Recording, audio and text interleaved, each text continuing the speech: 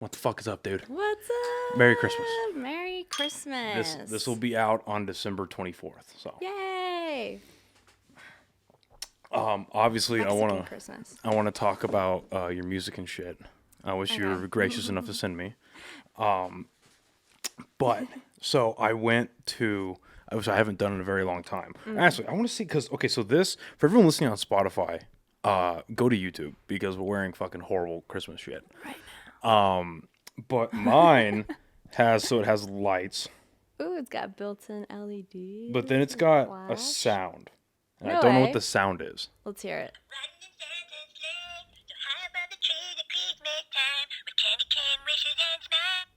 So that's Cartman from... God, that's the most annoying Cartman I've ever fucking... Just walking around with that playing over and over. Oh my God. It makes Santa crash, dude. Where'd you get that? It's great. Spencer's. Nice. You know what? Yeah, that checks out. Yeah, Spencer's. That Yes. tracks. Well, they had them like... They're super fucking overpriced, first of all. Just a lot of money. But then when I walked in, they were selling none of their inventory. Oh. And so they had it on a discount. And I was like, okay, okay. now I don't feel as bad. Right. But anyway, I went to the mall for the first time in a long time today. How was it? Horrible. It looks different now. Horrible. Why, It's the a people? fucking ghost town. Really? Nobody's there. Now, granted, Really? it was today at like 12:30, 1:30ish. Okay. But like there was nobody there. And actually that's not true. I went there last night as well, but I went to Coronado last night to do some like Christmas shopping and shit. But between going to like Coronado last night was packed because of like food, but it's because of the Christmas time and shit. This is like giving me a glare. Just epileptic collapse. Yeah, it's giving me a glare in my fucking glasses. But anyway, so I went today. There's hardly anybody fucking there, and then To Coronado?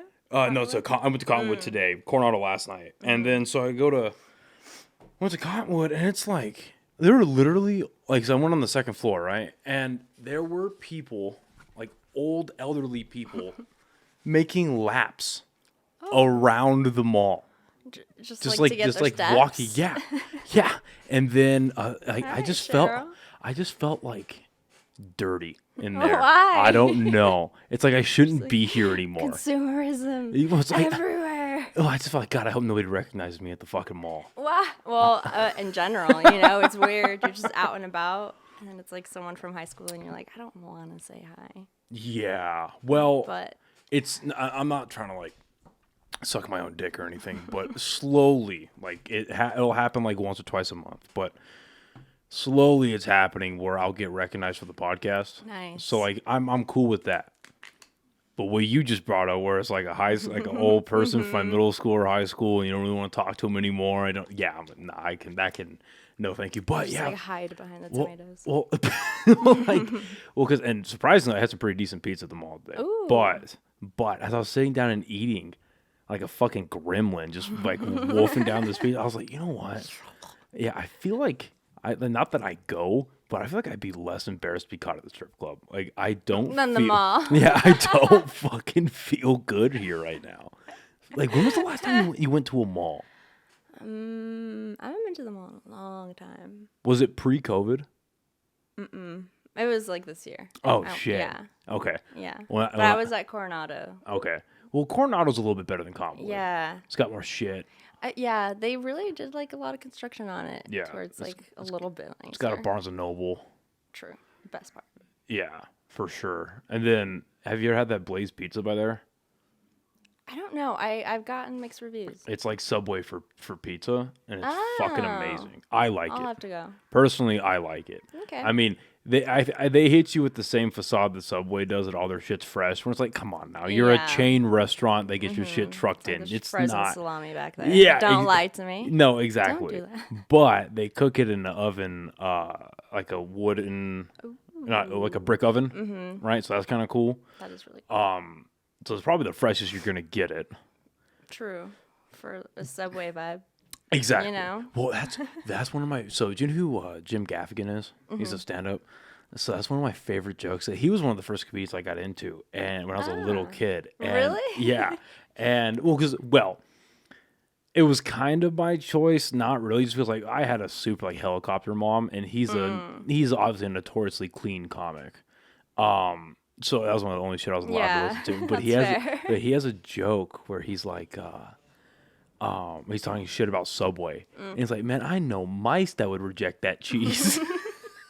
The podcast is sponsored by the amazing people over at Chop Chili Company. If you've been a listener to the podcast for a while, you know that I love these guys and they're amazing chili. And right now they are running a special offer exclusive to the listeners of this podcast. Go online to chopchilico.com and use code OnlyKings at checkout. And not only will you receive 25% off your entire order, you will also get a free cookbook based on Hatch chili recipes free at checkout. Like I said, go to chopchilico.com and use code OnlyKings at checkout. And not only will you receive 25% off your order, you will also get a free cookbook to go with your chili. They are also in stores across New Mexico at stores such as Albertsons, John Brooks, Lowe's, and a bunch more in cities such as Albuquerque, Santa Fe, Tucumcari, Las Vegas, Roswell, Ruidoso, and even Hobbs, New Mexico. And for our listeners in El Paso, Texas, we are in your supermarkets as well. Like I said, go to chopchilico.com, use code OnlyKings at checkout for 25% off and a free cookbook. Now back to the podcast. That's fair. I feel like everyone gets to have that one Subway experience where you're just like, never mind. Yeah, never again. I'm good for a long time. Or like ever. Mm-hmm. And that happened to me 2 weeks ago. I tried Subway again for the first time, I think post-COVID. Yeah? And I was like, fuck, this is not a good idea. What It was just not good. Yeah. Like, it tasted It's like, kind of wet. yeah. You know what I mean? It was like, Odd. it's like the bread gave up. Mm-hmm. I don't know what that means, but I tried really hard to be bread and yeah. it was defeated by Subway. Well, did you see that? There's a study that came out because they were, I guess, post-COVID, a lot of restaurants got like, how do I put it, like audited for their fucking food quality, all that nonsense. Because now Probably a everything we're good learning, call. like everything we're learning about seed oils and microplastics and all that Right. nonsense, right? Well, yeah. So they went to Subway and there was so much sugar in their bread. It could not technically, by legal FDA standards, and we know now how corrupt the FDA is. So even by their standards, Subway bread is not bread. Oh, it's like a sugar pastry. It's like it cannot so legally be funny. considered bread. When it's good, it's good. I'll give it that. You know? When they do it fucking great. Yeah. Don't get it twisted. When it doesn't taste like their fridge, it's not the worst, but Yeah. I've had better. But yeah, no, that's yeah. So I had Subway for the first time in a long time, like 2 weeks ago. And I regretted that immediately. Yeah. Yeah. Yeah. How's Just life been for you, smells weird. dude? Better. A lot better. Yeah. I'm good. I've been working on a bunch of stuff. Yeah. But it was an intense year. Yeah. It was a crazy year. Yeah. I was like forced to be an observer by like circumstances beyond my control. Observing. Like just everything, I missed out on a lot of things because I was like at home, like recovering from stuff. And obviously, I don't want to get into details about that, but I was gonna ask you, how are you feeling post everything? A lot better now. Everything was really overwhelming for a while. Yeah. And it was just like being like physically ill was so just stressful and like depressing. Yeah. Because I'm used to doing a lot in my day-to-day life. So it was really difficult to not be able to like move and stuff for a while. So I got to just kind of like observe everything else go on as like business as usual. But it led to like really introspective moments, you know, and like a lot of fun songs. And some like not good songs. I was gonna say, I think you and I have very different definitions of fun. yeah. But I'm using it a lot now as like, I'm getting to a point where I can think about stuff in a cathartic way. And I have been like doing some good therapy and stuff. So I'm feeling a lot better. I'm getting back into like my workout mode, and I've been like writing a lot and like trying to get back into reading my like bunch of collection of unread books that I have. Yeah, same. So yeah, but I'm feeling really good now. I'm like optimistic. Because there's a light at the end of the tunnel. you had one surgery, right? Mm-hmm. Okay, and you were down for like 2 months. Yeah. No, more than that. I was down real fucking Pretty bad. like most of the summer, like 4 I was gone like all summer pretty Yeah. much. Yeah. So I had like that emergency surgery. I had like internal damage. I had spinal damage, and like nerve damage. Fuck. So it was really difficult to just move, And Yeah. everything became like so hard for a long time.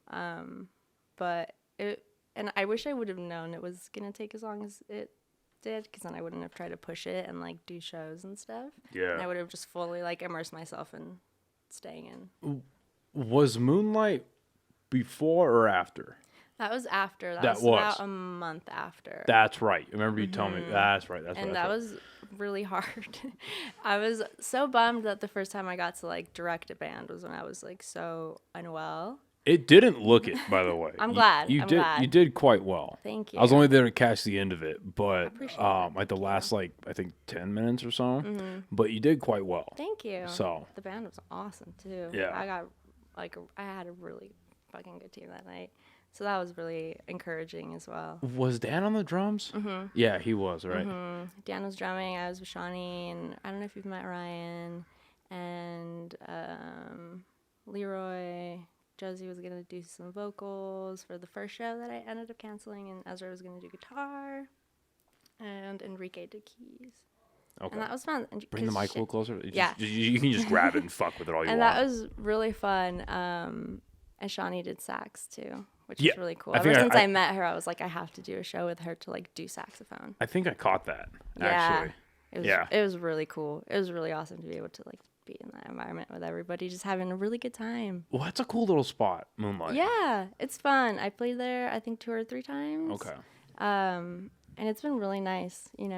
The bartenders are really nice. Everyone's really sweet so far. Well, no it's complaints. the style of music that you do fits the place very well. Okay. I can't because it's like you're loud, but you're not the Sons of Harvard. You're not a rock band. True. You know what I mean? Like, I can't imagine those fucking dorks. I love them to death. They know that, but I can't imagine those fucking guys in Moonlight.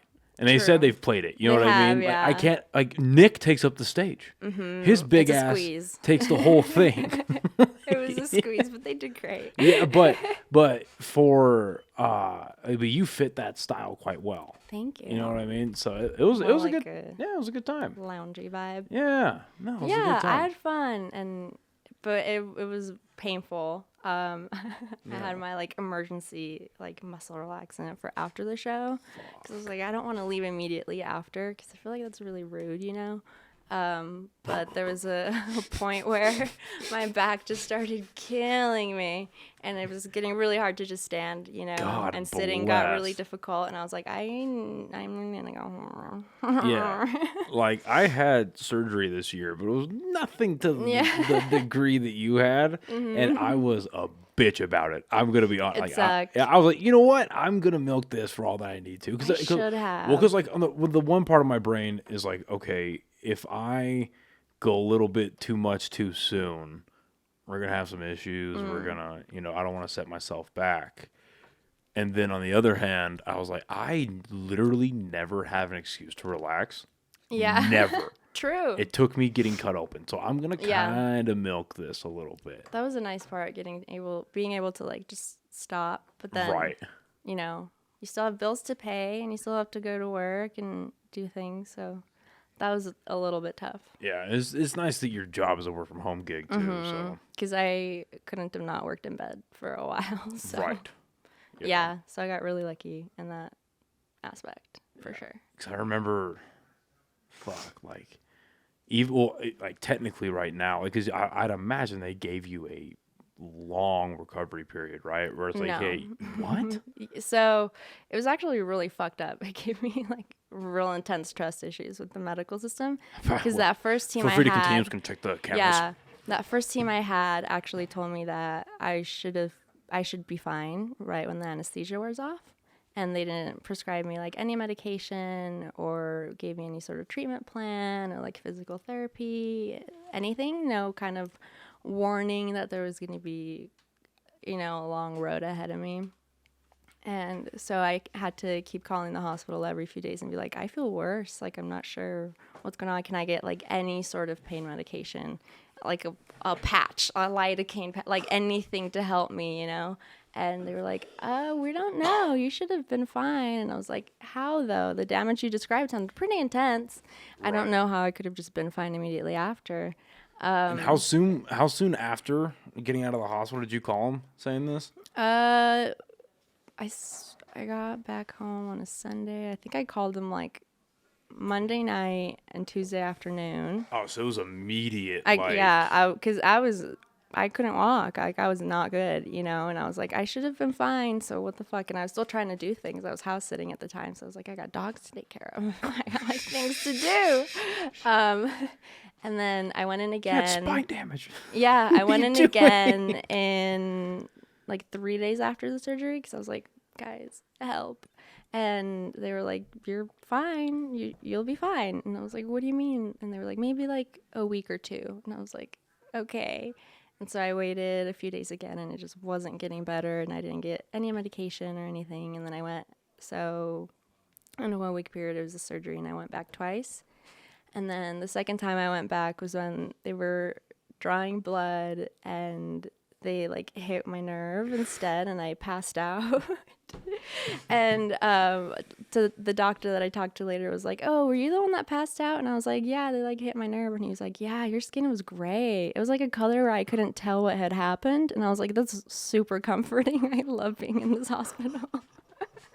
But then the third time I went, I actually got like a doctor that gave somewhat of a fuck, and was like very shocked that they had told me that it was going to be immediate, because he was like, this is going to be at least like 2 months of recovery that you're going to have ahead of you. This is not going to be easy, and you definitely need like pain medication. I'm really surprised that they didn't give you anything, because it was a really rough surgery. So that was at least validating, and I was like, okay, I'm supposed to feel like crap. Cool. Help me make it manageable. Right. Well, because, I mean, I'd imagine this is how it was for you, at least to some degree, was that, okay, obviously you're going to recognize you're going to be in pain, you're going to be sore for a amount of time. But then at the same time, it's like, okay, well, how do what's my barometer for, is this getting better? Is this getting worse? It's like, should I take time off work? Like the entire time, I took maybe like 4 or 5 days off of work. Right. In my entire past like 6-month recovery period, I maybe was able to take like 4 days off. Right. I still had to work through that, And then the whole time you're like, okay, well. And they didn't give me doctor's notes to say whether I should work or not. So everything was really difficult. They didn't give you doctor's notes? No. Everything was really insane. What was their reasoning? That I should have like asked that when I was there, because if I do it over the phone, it's gonna like have to not work, and I don't know, be this whole thing, and I would have to go back again and like to get it in person. They told you that you should have asked what post-op? Yeah. As you're fucking sitting there, just like, hey, I need a fucking. Yeah, I'm like, I barely know what's going on right now. As you're fighting off the fentanyl that they put in your system. I had fentanyl, I had ketamine, I had morphine. There was propofol after the surgery, and there was one more really intense downer. I don't remember which one, and like the oxys and stuff. But I still was awake the whole time. I was in immense pain the entire time up until the surgery, But so I'm like, how am I supposed to just logically be thinking about work when I'm like just have anesthesia in my veins, So it felt really unfair. It made me really angry. To have just been kind of like shoot off like that. Yeah. And I don't know. I understand that it's a really difficult line of work, and there's a point where it just kind of exhausts your empathy. But yeah, but okay. I mean, okay. So I have kind of and what helps me maintain this opinion is that my friends, some of them are in the medical field, and I run this by them, and they agree with me. Yeah, it's an exhausting job. It's long hours, depending on what you're doing, maybe not a lot of pay. But you signed up for it. Nobody forced you. And even if you're not the most like, oh, it's good to see you. How's it going? I'm sorry you're in so much. What can we do? That whole thing, even if you're not that, there is a base level of care that should be given. And if you're not getting a fucking doctor's note to somebody, if you're not prescribing proper pain remedies, what the fuck are we doing I didn't even here? get a treatment plan or like physical therapy or any sort of thing like that. They're like, you're gonna have to go to your primary to kind of follow up on that. And I was like, okay. I wonder if that's just because they're trusting the primary to know you better than they're knowing you. Maybe. I mean, again, I'm not a doctor. know. I don't run things, so I try to criticize where I feel it's overly deserved. You know what I mean? Yeah. So I don't like talking shit about things that I don't know. I'm so angry to be in that situation because I'm like, I was in so much pain for so long, and I tried to like tough it through and do these shows and like do these things, and I should have just stayed home, and you guys didn't tell me that I should have just stayed home. Y'all told me I should have been fine immediately. When did the pain start going down? Noticeably, anyway. Noticeably, about 2.5 to 3 months after, because I kept pushing it. Oh, okay. Because I kept doing things. Well, it's good you recognize that. You know, yeah, and because I was like, it just like killed me to not be able to do anything. Right. So I forced myself to like do all the, like still do laundry and blah blah blah. When like I really shouldn't have carried jack shit at that point, you know. Well, and you say that, and at face value, it's like laundry. What the fuck are you talking about? But yeah, well, that's one of the things they told me. I didn't get a whole lot of stuff after mine. Granted, it wasn't as intense. But yeah, one of the things they were telling me is like, hey, you can't carry anything more than 10 pounds for the next, I think they said 2 weeks.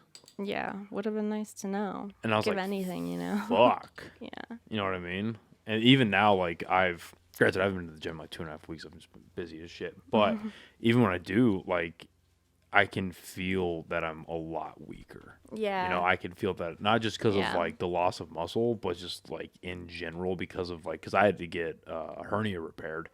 So because of like that, weakens your core. Yeah, my core is like when I do ab workouts now, I get smoked after like 12 sit-ups. I'm like, what the fuck is? Ow. Are you going back to the gym? Or are you? Yeah. So I'm working my way back to the gym. I do have like a pretty decent at-home workout little setup now that I'm able to sort of get myself back together, because I had to stop doing everything that I was doing after that. You know, I was doing hot yoga and going to the gym and like doing my little like home kickboxing situations. I was gonna say you're doing like kickboxing and shit. Yeah, it was. I was going into it. You know, I was into it. And then like all of that happened. I couldn't do anything. I could barely stand for a long period of time or walk for very long. You know, it took me a while to be able to just like walk to and from the bathroom like without pain. You know, so it took a little bit, and I remember like being so scared to do a plank and like trying to get into those yoga movements again, and I tried it a couple months after, and my back was so imbalanced and it hurt so bad, and I like kind of injured myself. Oh, and I was like, fuck. How long ago was that? I think that was in like August. Okay. Yeah, because everything happened in June. Yeah, so it was, I think, August when I re-hurt myself for a little bit. I was like, fuck. But I'm able now to like be able to like lift around like 15 pounds and do some good amount of reps with it. Whereas before I was like, you know, like at the gym lifting. Right. You're actually able to move weight and be fully But I'm like active. terrified to like throw on a barbell right now. I'm like, what if my spine just collapses? I'm scared. Well, I mean, with fucking spine damage, Yeah. I'd be terrified too. It's scary to still even like do planks, but they're not as bad anymore. Holy fuck. Dude. Yeah, again, I'm not gonna ask details, but like, fuck, that's I know. insane. It was wild. It was really crazy. The mental toll that like it takes on you to be like disabled in that way, you know. I couldn't do anything. I was not able to do anything. For a long time. It sucks. Are you so what do you, when your mind gets to that point where you're like, fuck man, you're more negative because you're generally a pretty positive person. I try to be. I try to just at least be upbeat, you know. But when it gets super negative, it's like, man, like what the fuck? Like this time 6 months ago, this time a year ago, I was doing this, I was doing X, Y, and Z. I was able to do all these things. And I was like, fuck, I can barely. Like, what do you do to get? Because I've had to come up with my own practices, but what do you do to get yourself out of that? Like, because it almost feels like, I don't know how it is for you, but for me, it's like it's on the loop. Yeah, I mean, it's like like it's like a just track that just recurring keeps thing, playing. and Yeah. it's just kind of another ebb and flow mentally. So it's some days it was a lot harder than other days to climb back up. From some days I didn't feel like I could climb back up, and I was like, I'm just stuck, and I'm in pain, and I don't know what to do, and it just not being able to practice or sing because my core was so weak, like Yeah. I'm still rebuilding that. It sucked to not be able to do that, but I was able to write more. I was able to read more, and I was able to spend more time with my dog. Just like do those sort of things that I do enjoy, and also just kind of like making plans for when I am feeling better, like the things that I want to get done, and sort of just like trying to like keep myself encouraged when I'm like down real bad. I'm like, it's fine. And I do have a really solid group of friends that were really, really there for me throughout that time. Yeah, you got some cool people around you. Yeah, I had a lot of people who were like visiting and like sending me food and just checking in on me, like chatting with me, and that made everything like so much more bearable. Because it's hard when you just kind of feel like it's just you're stuck in a room. But it's even harder if like you don't have people checking in or just things like that, So I was really lucky in that aspect. No, for real. I agree. It's funny. Talking about making plans for yourself, like when you get over this, when you get out of it. It's made me think like, so when I was in basic training, it would get, this is something they don't fucking tell you about it. It gets so boring. Really? So fucking boring. At times, right? There are times where, like, mainly on Sundays, because that's when like the drill sergeant stop fucking with you, or like maybe it was like you're sitting at a range and you don't get to shoot for the next 4 hours, so you have to sit there and basically just stay quiet. You don't get to do anything. You just stay fucking quiet. Just dissociate for So 4 hours. I had like, well, that's how you get yanked away and you get into the psych, because if they catch you sitting like, it's kind of like you know what I mean, or it's like a eating thousand soup at home. like the Private Pile stare from Full Metal Jacket was just sitting there like that shit. Yeah, that'll get you fucking hemmed up. But Gotcha. I just remember sitting there. Too far gone. Yeah, fucking with nothing to do, and I would just make lists of like, okay, these are the places I'm gonna fucking eat because this food sucks dick. And then this is what I'm gonna do. This is how I'm gonna spend my money and all this.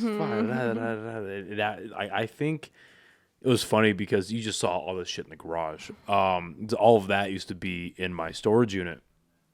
And when I was back in like April of this year, I think April or May. No, yeah, April of this year. It was right before my surgery. I was moving out of the storage unit, and I was going through all my shit, and I found like this old box of shit from basic, and I looked through. I had a little notebook, a little pocket notebook, and it was just filled with bullshit, just stupid writings and bullshit and nonsense. Because you have anything, your rambles. Because you don't have anything to fucking do. Like it's just you and your mind. Yeah, and we had like on Sundays. That was like when they allowed church services and shit, and we had kids in our group that would fucking like, it's like they treated it like a buffet. Like they would go to each different religion to try out what they're all about, and like they like report back like, yeah, so if you go to the Jewish service, they got free bagels and cream cheese, you should fucking go. Just taking notes on each one. Yeah, no, for real. I feel like I did a small version of that throughout life, just like really getting deep into different sort of beliefs to learn about them. I didn't really adopt a lot of the beliefs. I just wanted to learn about a lot of different things. I was going to say, we talked about that a little bit last time. We didn't get too deep into it from what I remember. Where do you find yourself with that these days? Religion in general? Yeah. I'm not a religious person. I would like to believe that there's a reason for consciousness, but I don't know. Right. There's just so much in the world that I'm just like, if something has the power to like fix it and isn't doing it, it's not cool. Because there's, because I'm a dork, and this is what comes to mind. But there's a quote from Lex Luthor in Batman vs Superman where he goes, "If God is all good, then he cannot be all powerful, and then if he's all powerful, then he cannot be all good." Exactly. It's a very pessimistic way of looking at it a little bit. Well, okay, so let me throw this at you. So now this is coming strictly from a Christianity base, right? Mm-hmm. So, okay. So God loves everyone that he created. Right. And however, how do I word this? So he loves the humans he created, but the true definition of love is choice, right? Okay. And so if God was truly controlling, he would force all of us to worship him, like a tyrant almost. Okay. But because it's love, he allows us the free will to choose. Now, the natural response to that is what? He allows the creatures he creates to go to hell, right? And I don't know the answer to that. I'm gonna be honest. Yeah. And that's something for someone who has like studied and like it knows the theology behind it and like the backstory, the real like nitty gritty of it. But what I want to present to you, I guess, is so he chooses true love for the things he creates, which requires us to choose to follow him, to choose to love him, to choose to follow the rules, pretty much, for lack of a better term, right? So in a way, it's kind of removing from, well, if he's all good and he can't be all powerful, and vice versa. How so? Well, because he's removed. How do I put this? Because he's leaving the choices up to us. He's giving us free will, Right. and letting us figure it out on our own. Because to control us would be, again, borderline tyrannical. I see what you mean. I think that would make more sense in my mind if at some point people were redeemable, like after hell, If that was just kind of like, okay, you died, now you know the truth, pay your dues, as they say, or whatever, and then you can go up. So to me, a God that needs to be worshipped is very interesting to me. It's a very interesting concept because I'm like, why do you need the worship and that sort of servitude in order to not feel that love? Because I guess he feels it for people who don't, but in order to just, like why is that a condition on your creation's existence? Love me or perish forever. There's the soul isn't redeemable on their one shot, and it's not like it's a fully cut and dry, like there's absolute proof that that's what it is. It's something that there's lots of doubts on, so there's going to be plenty of people who don't hop on board.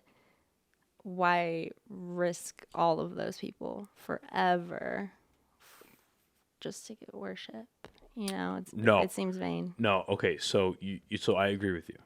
I'll start with that. I agree with you because I never thought of it that way until Tuesday night. I did a podcast with someone. It's not out yet, but the religion brought up because the transgender conversation came up, and it kind of they like rabbit holed together. I promise. I wasn't just. I believe it. I didn't just have like a note card of like what are the most controversial, uncomfortable. Bring it up ASAP. But because they had brought that up, and I was like, oh, interesting. Like that's an interesting way to look at it. But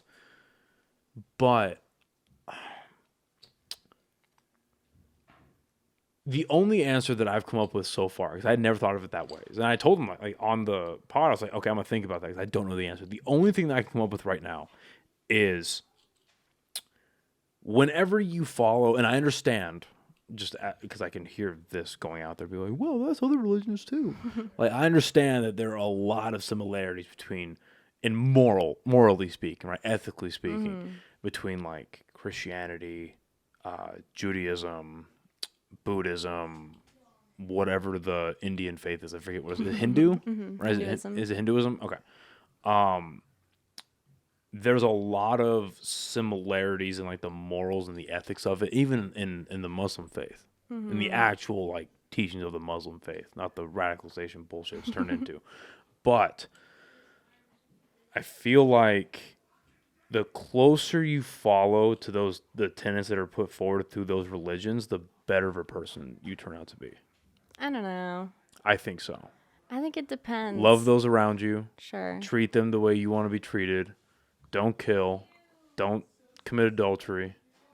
Right? Just don't be a dick. Right. What about like the rest of the book that you would have to follow to right. the T, though? Right. And that's where it gets problematic. Right. There's some problematic shit in the Bible. Well, that's where it gets weird. It's like the whole like the pork thing, and then it's like you're mixing your fabrics.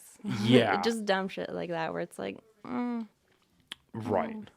Well, a lot of the stuff. Bigger problems. Yeah. You know. Well, a lot of the like hyper specifics of it like that. I feel like a lot of that's in the Old Testament, and then also a lot. And I don't use this as a way to like wipe away like, oh, we'll give a criticism. Well, here's the answer. Like, no, I think. But generally speaking, a lot, especially in the New Testament, a lot of the Bible is in metaphor. Right? So it's like, well, yeah. how It's much? also like where it comes in the way people read it, you know. If some people can see it as like stories and fables to teach you moral lessons, you know, I think that's when it can be something useful potentially.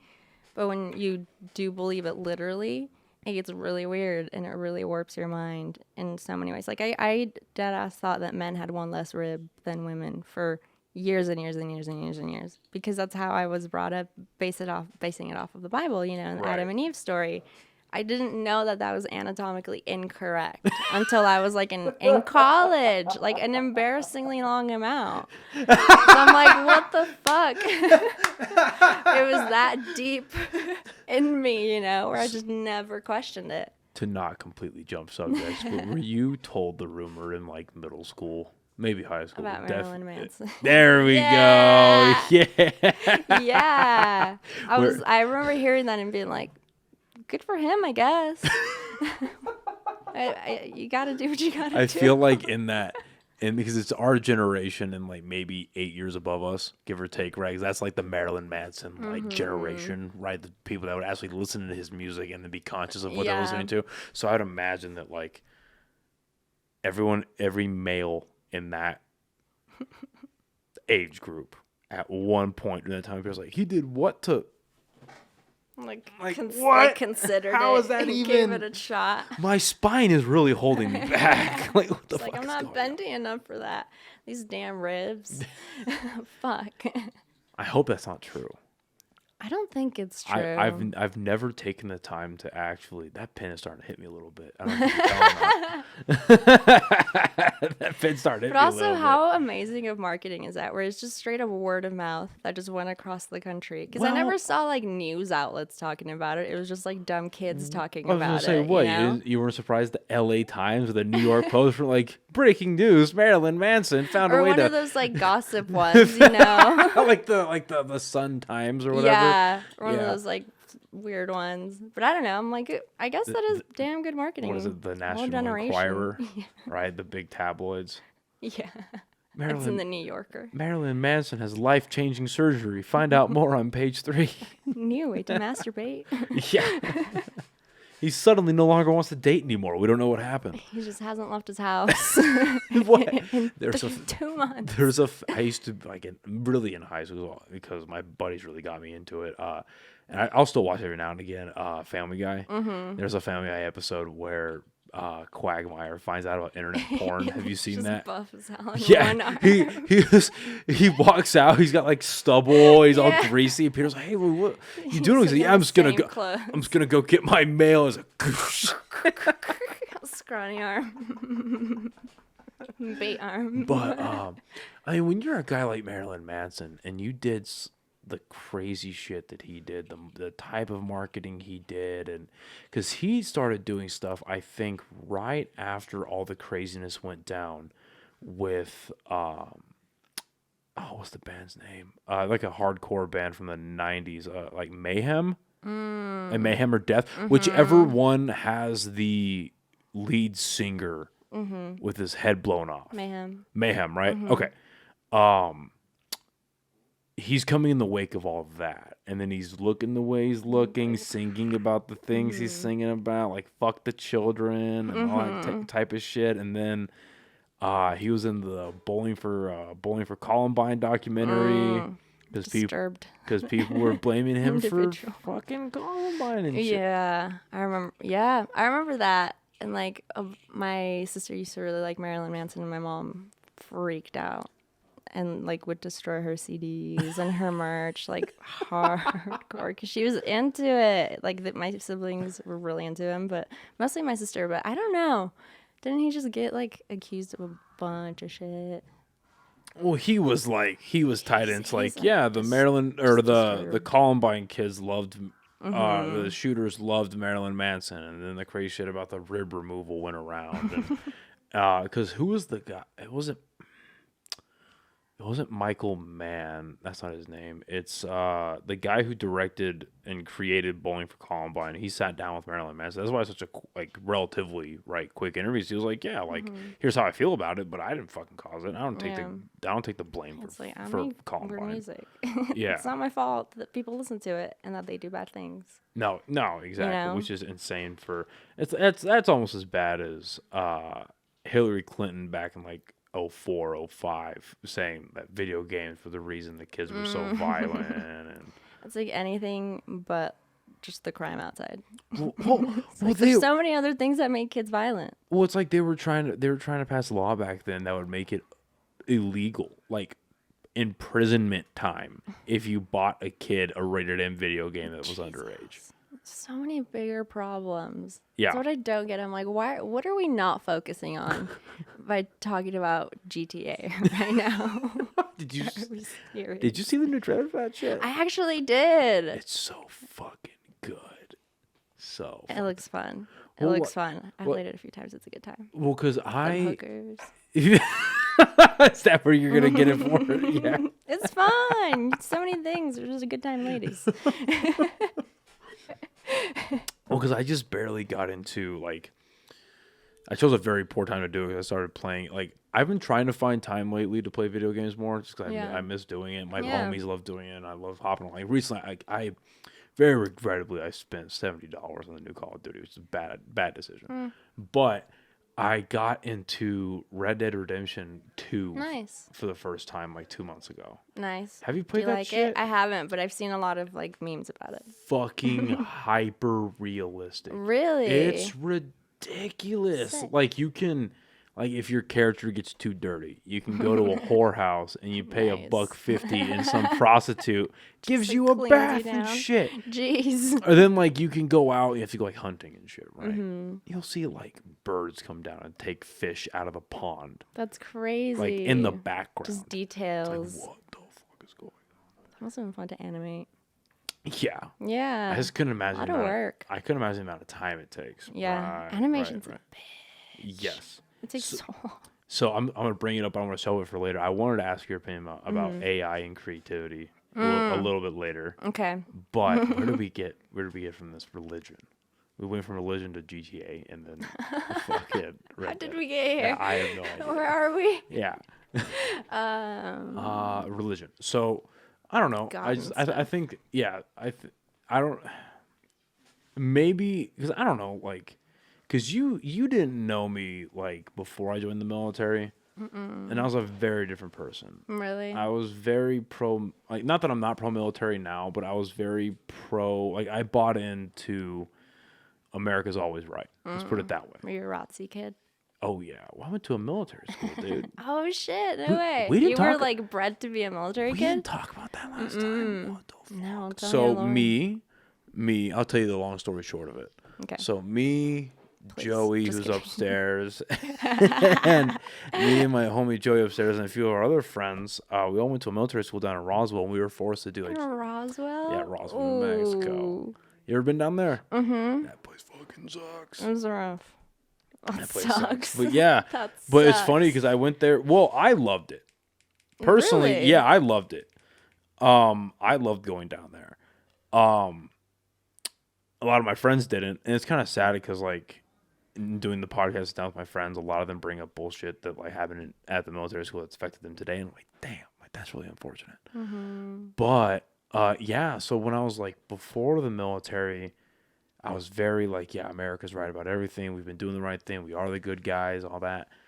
And then as I joined the military and I started growing up a little more, I got exposed a little more. I deployed for a little bit of time. I came back, but I started like opening my mind. And that was a big thing, to open my mind a little more. I was like, There's nuance. yeah, There's nuance. maybe we're not the Shit. right guy. Yeah, maybe we're not the right ones. But I've become very. Oh, the reason I bring this up, I've become very. Not, I wouldn't say pacifist, but I've become very like anti-conflict on a grander scale. But then when you take that into religion, like, yeah, I don't like the fact that hell's irredeemable. Yeah. I'll be real. Yeah. Yeah.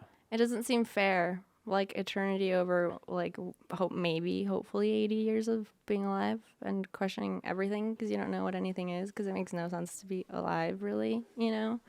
And so, I don't know, to me, I see it as just different belief systems that help people cope with existing.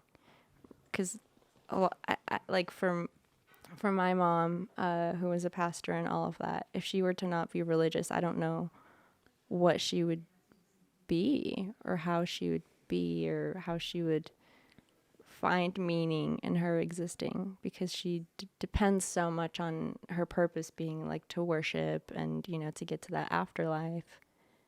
But I'm like, I don't know. Something that always kind of made me sad about Christianity is that it kind of forces you to look at yourself and all of humans as like scum that don't deserve to be saved, but God is so kind that he'll save you. You know, you're dirty and born a sinner.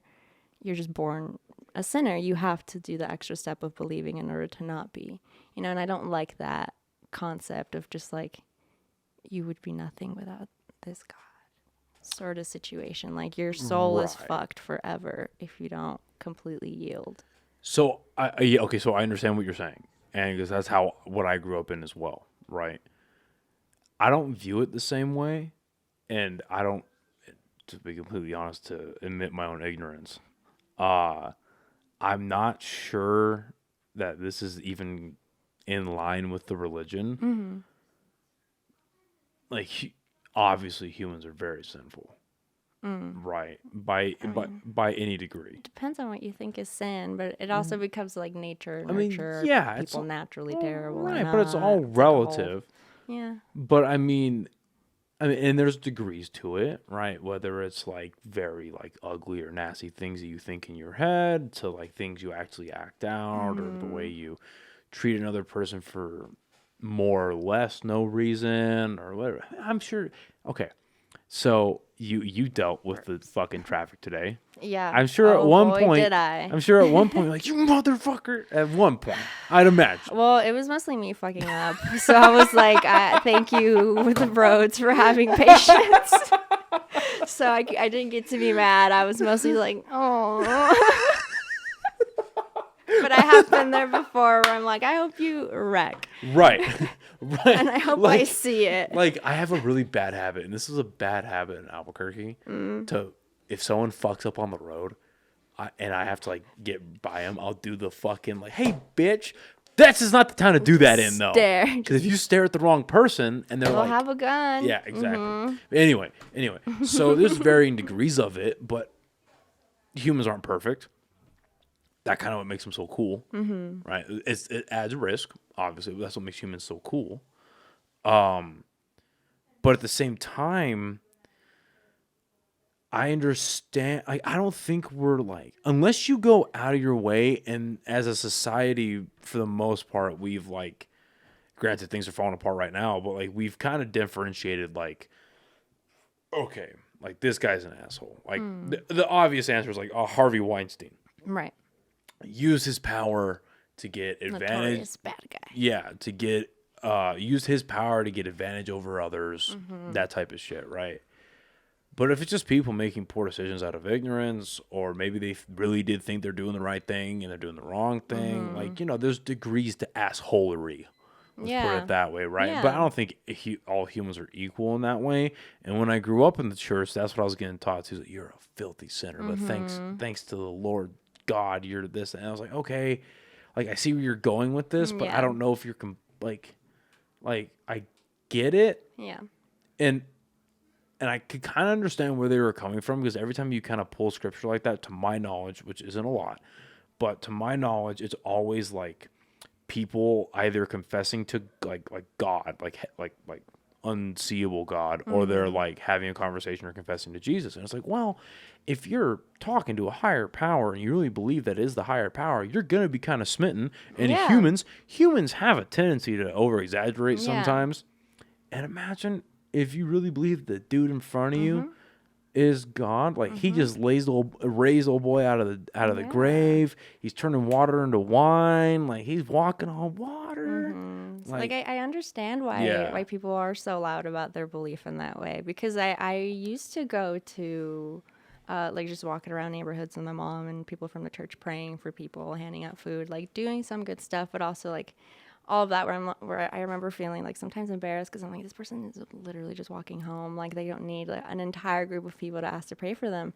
And then I'm like, I understand that, like, if you genuinely think you have figured out the secret to like why you're alive, what's going to happen after you die, like if you really think you have these answers, you want to share it. Yeah. You know, you want to tell people about it, and you're like, I figured it out, you know, but then it becomes like this self-serving thing, you know. There is a fine line. That is where it gets scary, right? Yeah, where people can become like, oh, well, I know things. I'm better than this person because they're not following this sort of path, and I figured out the one that's going to get me to the good place.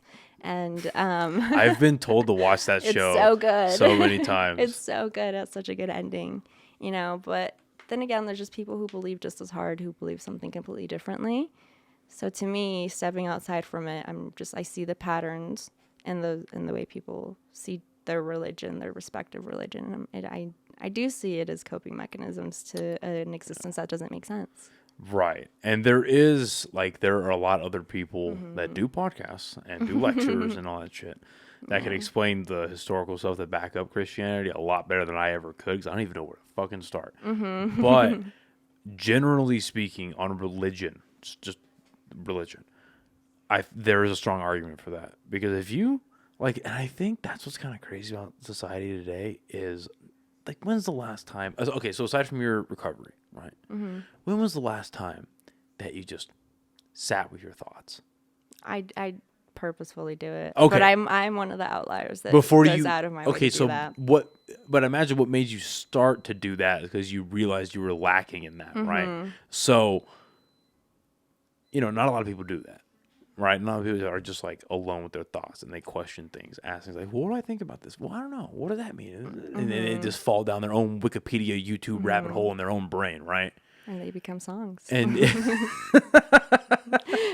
and then existentialist songs. and then they're thinking about like, well, what happens next?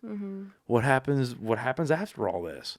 What if it is blank and nothing? What if there is a heaven? What if there's a hell? Am I going to hell? How do I get off of that train? You know, and then I can see the argument for religion being as coping mechanism in that. And I try to be a realist on my day-to-day life. You know what I mean? With all things.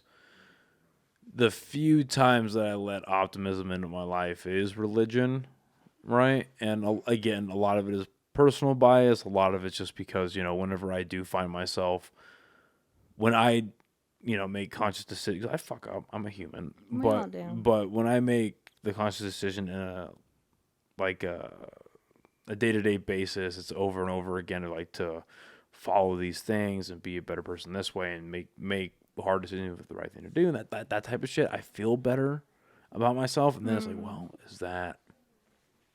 is that because of religion, or is that because you're finally doing the right thing, motherfucker? You know what I mean? So, like, which chicken or the egg, or is it a placebo, or is it? So it's like, I don't know. Some people, it really does just help have like a positive outlook, you know, and they're not hurting anybody, and they're just doing their thing, and good for them. But I feel like I don't know that is the majority. Yeah. How long did your mom pastor for, or like be involved like that for?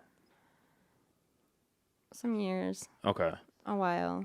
Do you ever have conversations with your parents about this type of shit? Not anymore. I used to a lot, because my siblings and I all questioned, and we all believe different things at this point. I think my sister's the closest to like wanting to go to church and things, and my brother's like just a very spiritual. Like, I was gonna say, tell me one of your siblings is a Pastafarian, please. You ever heard of that shit? The flying. Oh my god. Okay, I hate pulling out my phone during a podcast. But What is it? so a Pastafarian is someone who believes, and I'm not making this up. This is a recognized religion. Pasta.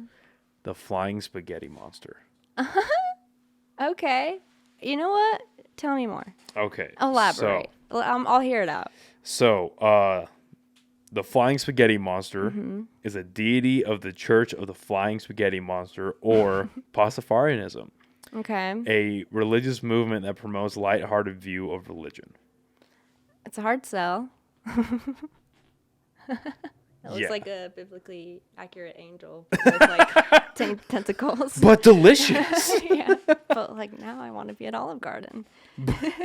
But so nothing that crazy. Yeah. But my brother's pretty spiritual, and he's into like sacred geometry, and I remember him learning about like gems and stuff. The fuck is sacred? Before it was even cool. What the fuck is sacred geometry? It's kind of, so I really like math. I studied math for a really long time, and one of the reasons I like it is because you can find it in nature. It just math is observed in like perfect math and fractals and all that. It's in nature, like, you know, a sunflower. It has that sequence, a Fibonacci sequence that's like mathematically blah blah blah blah. People know much more about it than I do, clearly. Interesting. But there's a lot of just mathematical synchronicities you can find in nature, and a lot of sacred geometry is kind of assigning meaning to the shapes and the stuff and the way things naturally appear. Because when you do break down like wavelengths, like have you seen kind of those videos of someone putting like sand over a speaker and they play a certain frequency and the sand forms like a shape? You know, yeah. Like all of those shapes are like mathematically provable. You can find like equations to create that, but it's really complicated and it just happens in nature, you know? So it's like all of these sort of things that are like rooted in just like mysticism, but also math and all of that good stuff. But so that he was like into that way before all the crystal girls got to it, you know? And now it's trendy and he probably hates that. But he's had like really cool rocks, like, and I have like a bunch of rocks that I've just collected since I was a kid because I like wanted to. There's like a poor portion of my childhood where I wanted to dig up dinosaurs and be a paleontologist. I love dinosaurs, but I was just like a dirt kid and like I just collected rocks. And I went to a mineral shop in like second grade, and I walked out with like a giant amethyst and like a shark tooth, and I was so happy. And so I just started like collecting those, and then now I'm like embarrassed to have them out because I'm like, people are so judgy and they're gonna think I'm, you know, whatever, because I have my little rocks, but they're just cool. Like there's like naturally occurring purple in rocks. That's cool, you know. It's like hard to find in trees or whatever. It's just fun. Rocks are fun. There's rocks that are like bright lime green that are sparkly naturally. It's fun. They're pretty. It's naturally occurring purple. Yeah, I don't know what, you know, if they do all the things that the spiritual people say they do, but they're pretty. What moved you away from being into paleontology? I think I was pretty young as well, because I still really like dinosaurs and like playing in dirt is really fun. But they don't make a lot of money. And I remember looking that up and being like, how much do paleontologists make? And it's like, oof, it's rough. It's not like an easy job, and it's not a super high paying job. And I think a lot of it is mostly like research. So you might in one way or another have to be involved with academia or like the government or something like that. And I'm like, I just don't want to be in like that dry of an institution. Now, I'm going to say something, and it might be a shock to you and people listening. I'm not a teacher or a professor. But I would imagine that, yeah, not a lot of them really enjoy going to the government for their grants and shit like that. Yeah. But, I mean, could you see yourself being that kind of person, like on a dig site and shit like that? I mean, I love digging. I think it's really fun. When I was in middle school, I volunteered for a nonprofit, and I was in charge of like the worm pits and like separating the worms for the fertilizer. Beautiful. And it was the most fun I've ever had. I was just like autism in full flare. It was so happy, you know. I was so happy just being like a dirt kid, and I just something is so just the action is so comfortable. But then, yeah, there's just no money in it. I don't, just in case I don't want to be disrespectful, are you on the fucking spectrum? Yeah, I have really raging ADHD and like some symptoms that overlap. But No I got shit. diagnosed last year, yeah, With with like the ADHD. Oh, okay. But I'm mostly ADHD presenting. But my sister's like rural autistic. She's passing all the tests and stuff, and it's really funny. she got knocked with it or what? She like passes those tests with flying colors. And she tells me that. We've talked about it. We've been trying to diagnose our family. We get together and I'm like, so dad's autistic. He's the autistic one, right? She's Well, like, there's the autistic that's like disabling, but then Yeah. there's like the you really love the one subject and you want to learn everything Yeah. about. It's like the hyper focusing, like, and that's you know also what I an mean? ADHD symptom is like a hyperfixation on specific things. And I went through a dirt phase. A friend.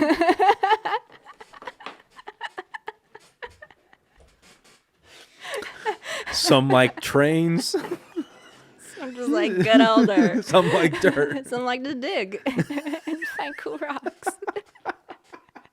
Too fucking stoned for this conversation. Oh my god. Well, because like a friend of mine, Adrian, God bless her. I've known her since we went to college together, and she lives out in Austin right now. And she, like, I'm up working on the podcast. This is like 11:30ish at night, right? And she texts me, and she goes, "Take this fucking autism test." And I was like, "The fuck? Okay." So I take it, I answer honestly, and I scored like super low, which I was shocked by because I know one of the traits of like minor, like being on that spectrum is like we were talking about a little bit earlier when we took a break just now, is the social awkwardness. So I thought that was going to be a thing, and no, just fucking. So like, okay, sounds good. I screenshotted it, sent it back to her. It's out of a fucking movie. I was like, so yeah, this is mine. What's yours? Yeah. And hers was like, bah! Sky high. I'm like, I know. Like, I didn't mean to send you to bed with a bad thought, but good night. Her and my sister both.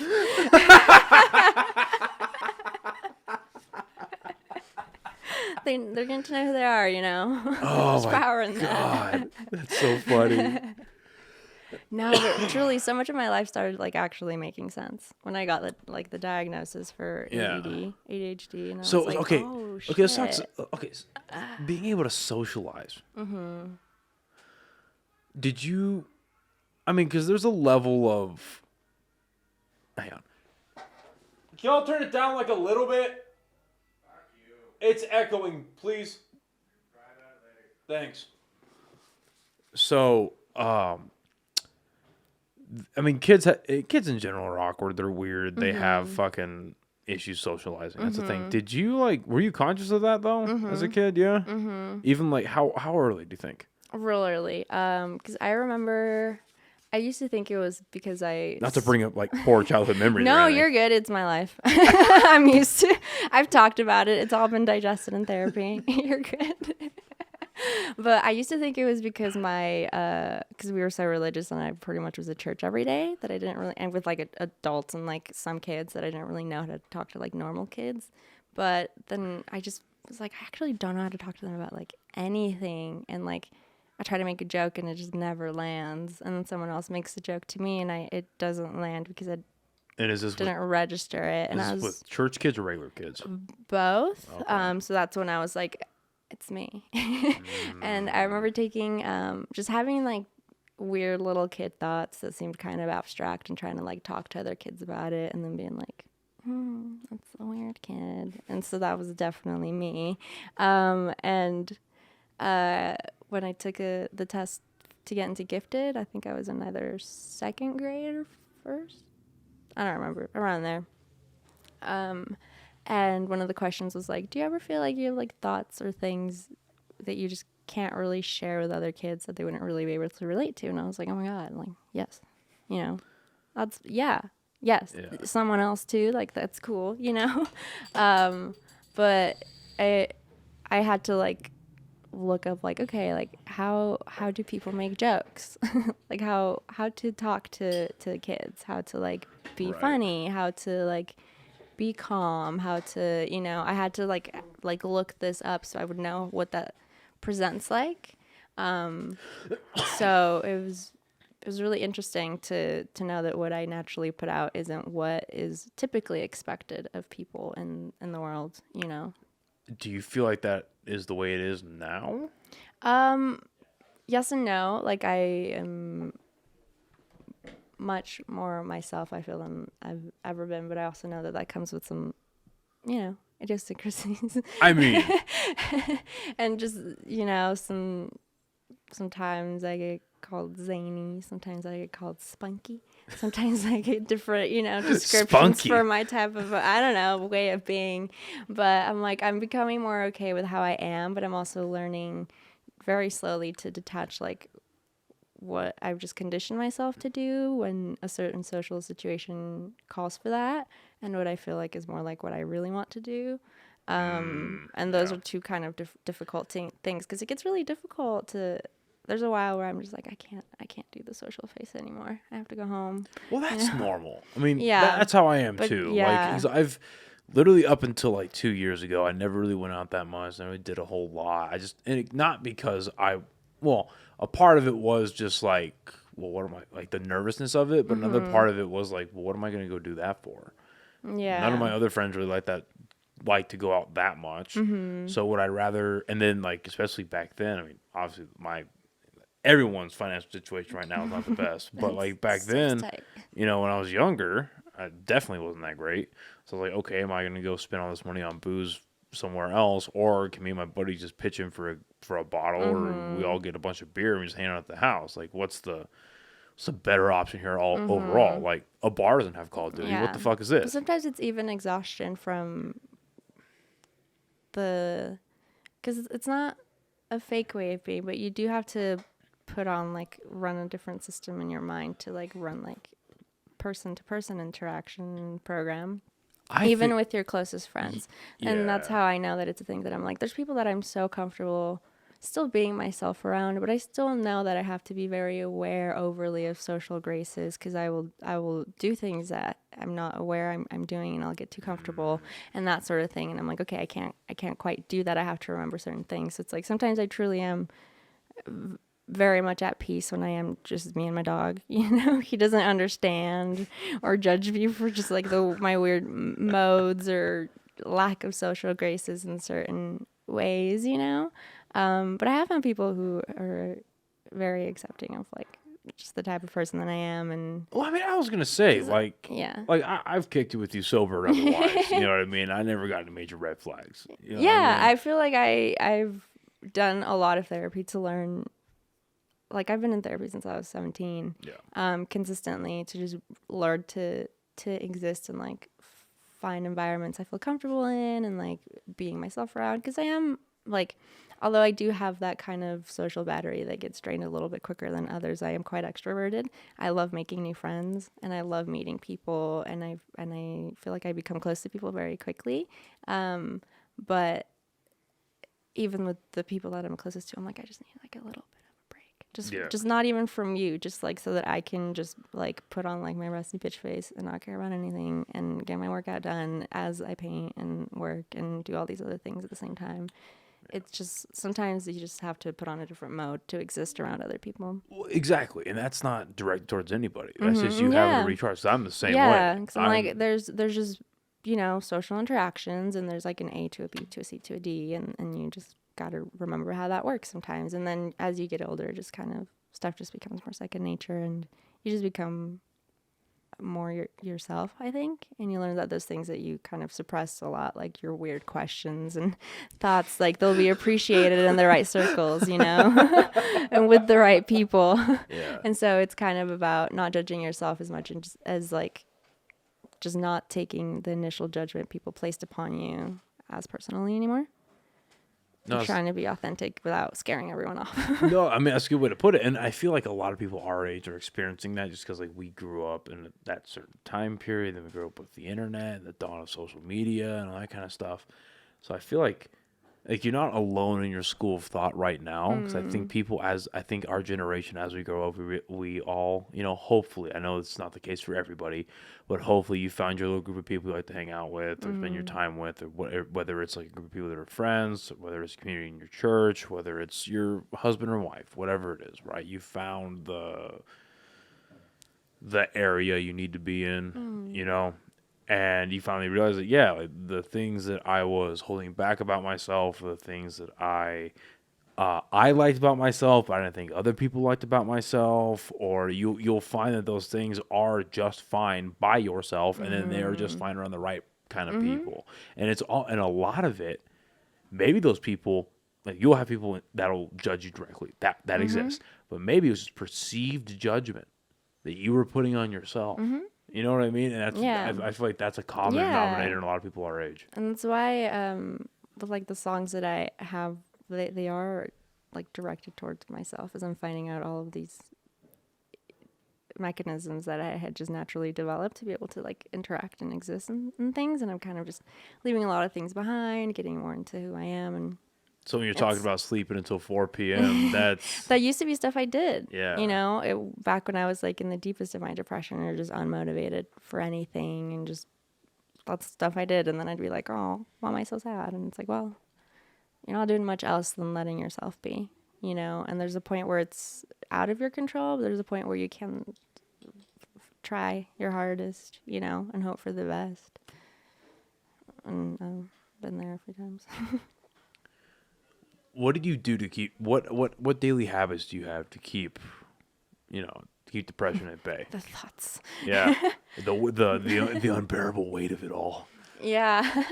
Do you have daily habits that you're like, okay, I need to do X, Y, and Z to set myself up, and okay. Yes, and I actually started taking ADHD meds, which did help me a lot, and I realized that a lot of like as I'm taking them more, a lot of my depression came from stuff that were like symptoms that I couldn't feel like I could control.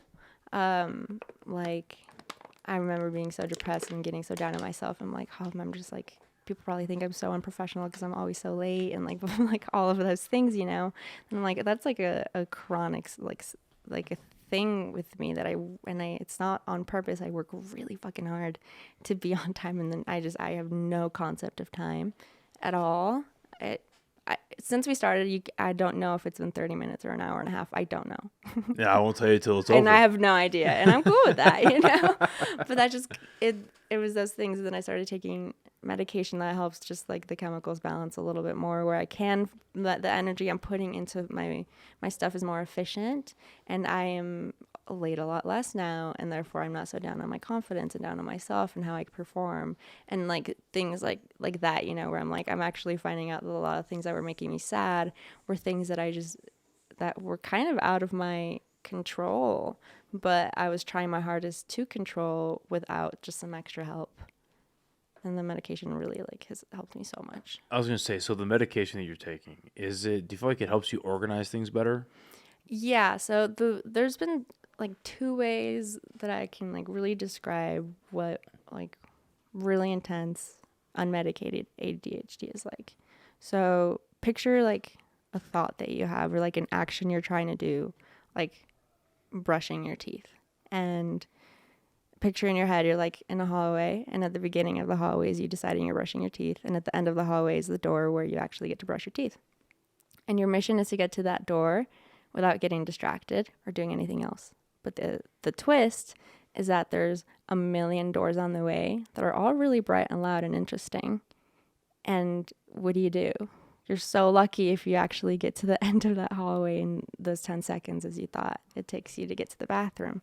Because there's so many other things, and it's not a lack of attention. You are able to pay attention to many things at once. Therefore, it's hard to just focus on speaking on one thing.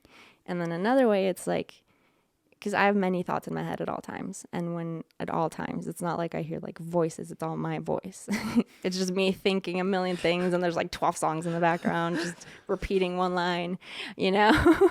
That's just kind of how it is. But when I am able to take the medication, maybe that's like 2 or 3, and I can actually manage it, and I can work better, and I can actually not have just random, you know, commercial breaks going in my head as I'm trying to read, or as I'm trying to write a song, or as I'm trying to work, or hang out with people, listen to a fucking conversation, you know? But another way to put it is like, imagine you have like 2 extra arms, and if you're lucky, you can get them to do what you want, but most of the times your 2 extra arms are just kind of going to do what they want.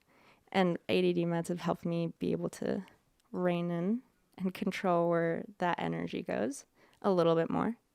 So it's just like there's a lot going on all the time, and being able to put it into one area can be really difficult because the doors are so bright, you know? And so it's like there's definitely times, especially when I'm talking a lot, that I just forget what I was saying or what I'm going to say or where the fuck I was going with that, because there was like a funny little nugget in my head, or I'm just thinking about anything else and I can't help it.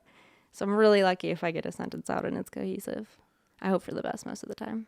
When did you notice this started becoming a thing for you? Really young, but I just assumed things were wrong with me, and I just was wrong, and I should like hide it. How young are we talking? Like a kid, but Okay. I was in a family where mental illness was, you can pray it away and it's all demons and stuff like that. You So told I me that just, last time, yeah, yeah. so I just was like, if I say anything, I'm going to get fucking exercised. You know, I don't want to do that. Not to completely, because I love this conversation, but I just rewatched, because again, I mean, you've known me for a while now. Mm-hmm. I'm a fucking dork about what I love, and I love collecting movies. Nice. And they re-released The Exorcist. I had never seen the unrated version of it, but they re-released the Exorcist on 4K. So I bought that, from happily spent my my $25, $30 at Best Buy, got it, watched it. That movie fucking holds up, dude. It's so good. That movie holds up. It's so fun. Like if you, what I love about that movie, and I think it's very unique in its own way to horror movies in this way, like you can write down some of the lines like on paper, especially like the shit that the girl says when she's like super possessed at the end. Mm-hmm. And you read like, oh, that's fucking ridiculous. How is that scary? But then like when you see her fucking all like rotten and she's turned around, her eyes are green, her head does a 360. Goes, your mother sucks cocks in hell. It's like, whoa, that's fucking scary. It makes me laugh. Yeah, I think it's kind of goofy, right. But it's like right. For the time. Well, you know? the third time she does it, it's funny. But I'll be honest. It takes a lot for me to get scared in a movie, but I was disturbed. I was like, his mother's choking right now. Oh no. His mother's a sinner. Anyway, so the reason I asked about your age is because, okay, so let's say you're like 7, 8 years old, maybe. Yeah, I'm like gaining self-awareness. When did you get your first touchscreen? Touchscreen anything? High school? Okay. Do you feel like it, so say like 15 years old? 16? Maybe like 16, yeah, because I had like not great phones until later on. Feel that. Same.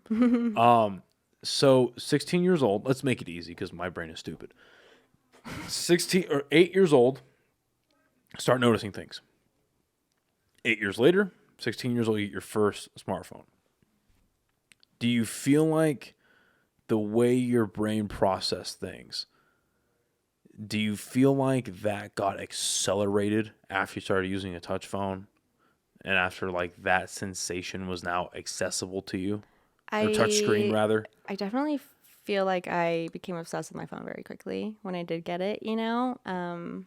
Just the sensory of using it, and like it's bright little things, you know, there's so much I could do. And I was like an app I'm still like an app fiend. I love a pointless app. I do.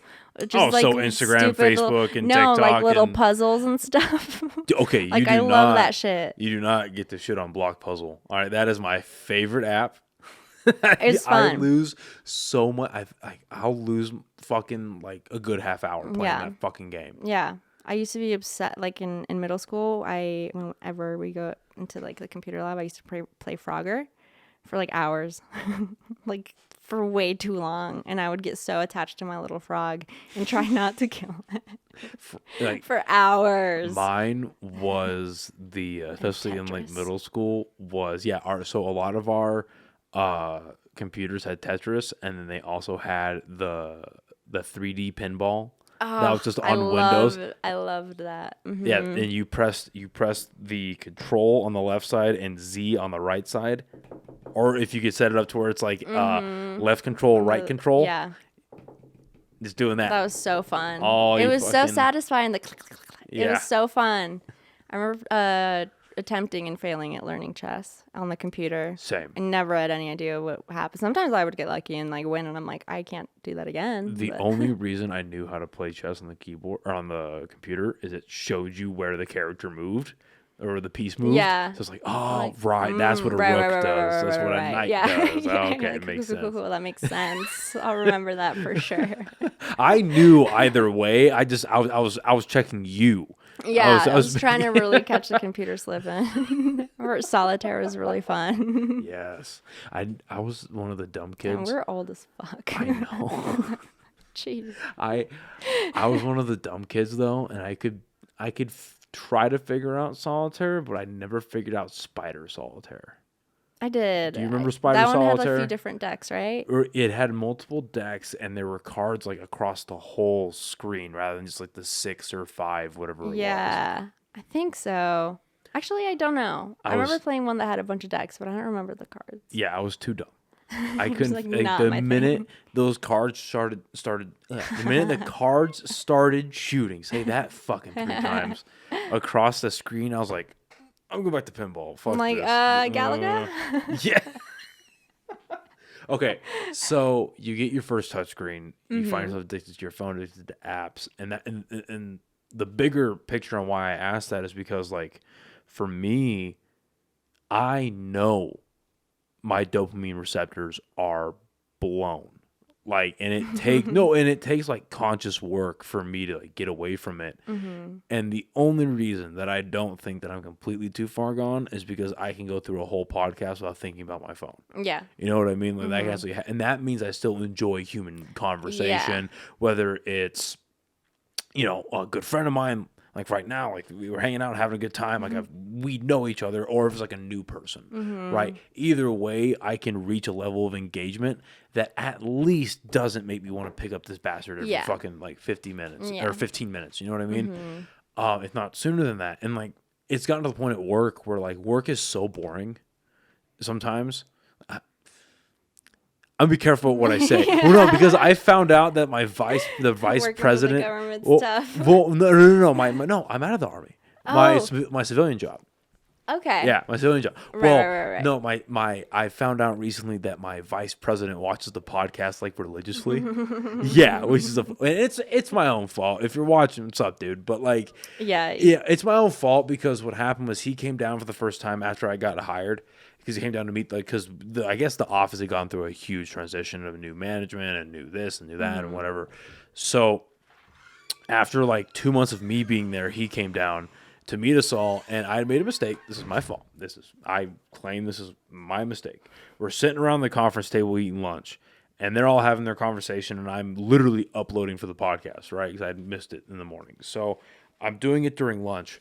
And he's like, okay, well, if you just go around the table, like, what do you guys do? Like, I don't give a fuck, like, what you do for the company. Like, what do you do in your free time? Like, are you guys married? Do you have a boyfriend? Do you have a girlfriend? Do your friends like to go play pool? Do you play video games? Like, what do you guys? Icebreakers. Yeah, but he seems like a cool guy. Like, he seems like the kind of guy that watched Sopranos like 3 times and was like, that's my personality. Yeah. And I fuck with that. You know what I mean? So he started like 2 people down from me. And it got to me and I was like, yeah, no, I'm still in the guard. I do this. And I run a podcast. And he was like, what? And then the whole, because it's a bunch of dudes and like I think the only chick there was our HR. So it quickly turned into like Joe Rogan and Bigfoot and aliens, all this like nonsense, right? But then I get a fucking I get a phone call like 5 months later from my boss, who I adore. And she goes, "Oh, by the way, Jeremy Lee fucking listens to your shit on a regular basis, right? And I was like, no, I did not know that. We're gonna act like we didn't have this conversation. Hey, I know now. Yeah. Anyway, so Shout out. work isn't like it's boring sometimes, but like there are times where I'm like just so disassociated that I'm like I'll pull up my phone. I'm just like. So now I've gotten to the point like over the last couple of weeks where I plug my phone in so it's charging and I throw it in the bottom of my desk. Yeah. Like in a drawer, I don't touch it. I have the ringer off. Oh, excuse me. I have the ringer off and then I put my shit on theater mode so it doesn't like give me alerts and I just go to business. But like I know that I don't think I have anything in the neighborhood of ADHD, but I know that my attention span is pretty fucked. You know what I mean? And maybe there's some like obviously some similarities there. Maybe It's a spectrum. Yeah, right, exactly right. But I blame a lot of it on my phone and on social media and the fact that I've let it infect me so much. Because I'll tell you, like some of the happiest that I've been in this regard was.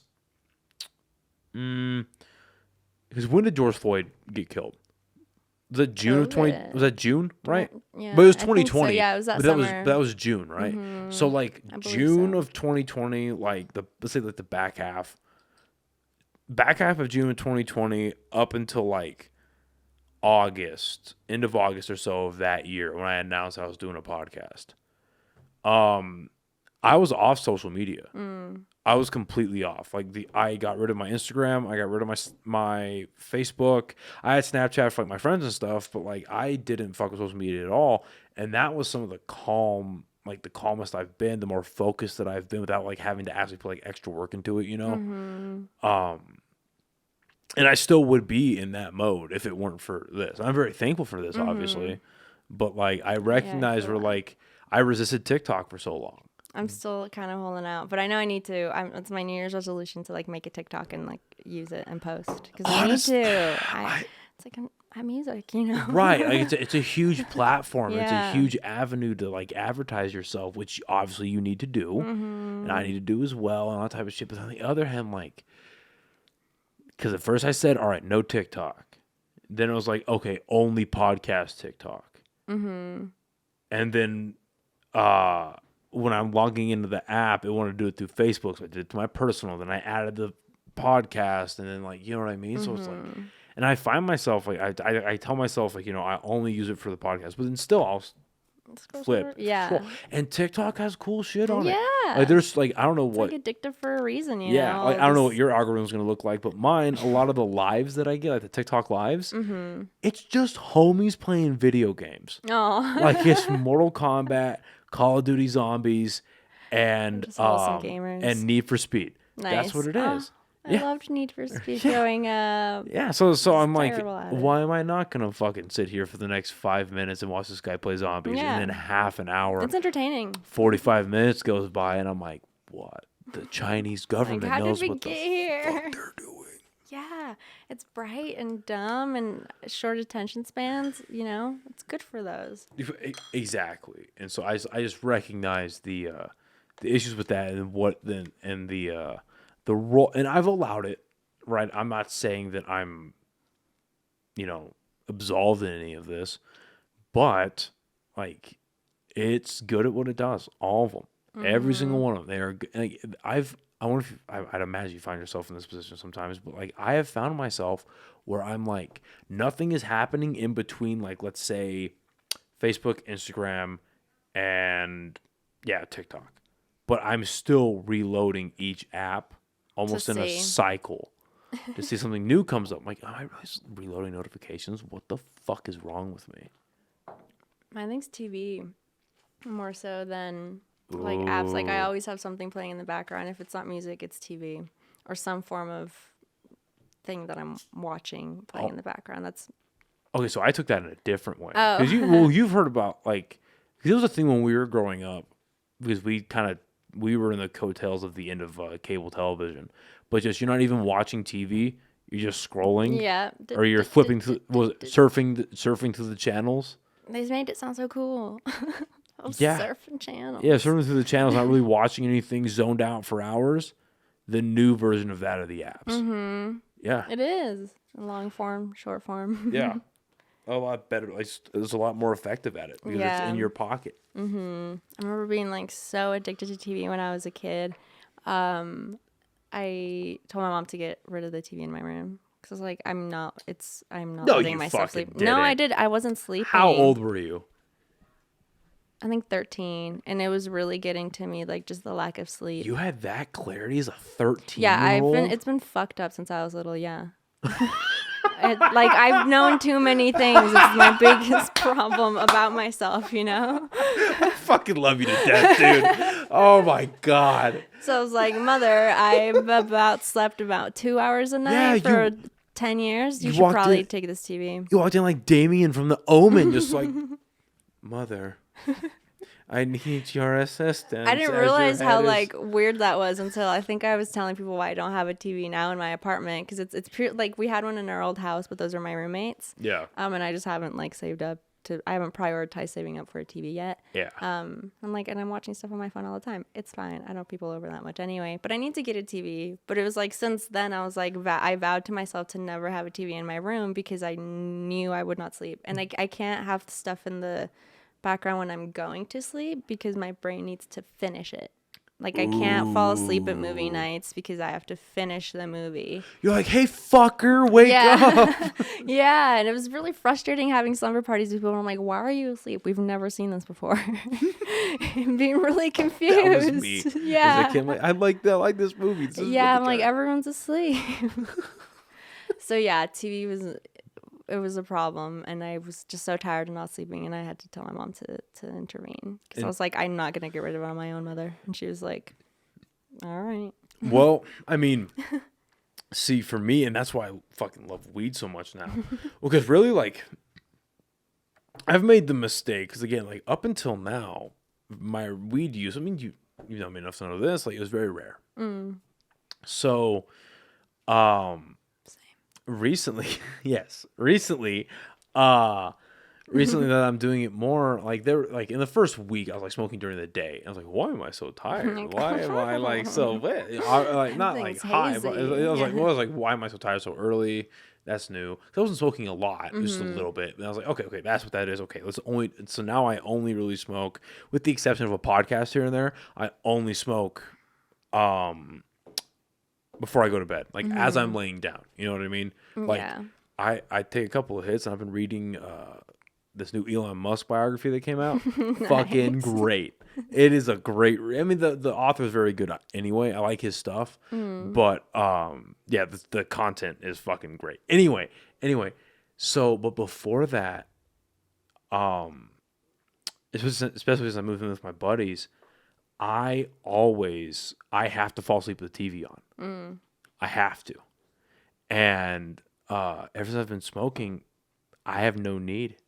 Nice. I just take a couple of fucking hits and you just go, oh, it's time to, you know. And then you're out. Yeah. That sounds nice. Yeah, music or like just sound, like white noise or those little videos, that helps me sleep the most. So why do you think you can fall asleep to music? But it has to be so. Actually, I have a system for that. It has to be instrumental. Yes, if I'm gonna fall asleep to specifically music, it has to be like an instrumental classical album that I've heard millions of times that my brain will be comfortable knowing and like dozing off to. Oh wow! But otherwise, I can't fall asleep to just my playlist because I'm gonna listen to the songs. I'm not gonna be able to sleep. And I used to think it was my phone that was the problem too, until I was like really determined to see, and then I would just be laying in my bed like shuffling, and then would naturally get more sleepy around 4 a.m. And my mom said that when I was a baby, I slept during the day and I was awake at night consistently. Like that was my sleep schedule for a very, very, very long time until I had to adjust to theirs. Because you know how parents adjust to their kids' schedule at first, and then as life goes on, you have to adjust to what your parents are doing. Yeah.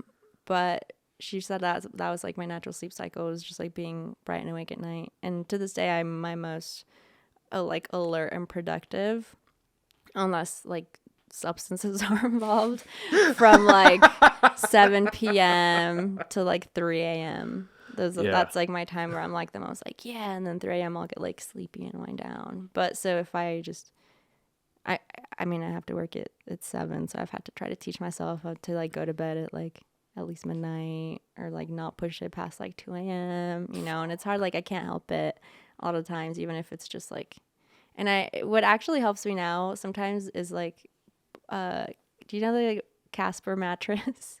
They have a YouTube channel where they tell like adult bedtime stories.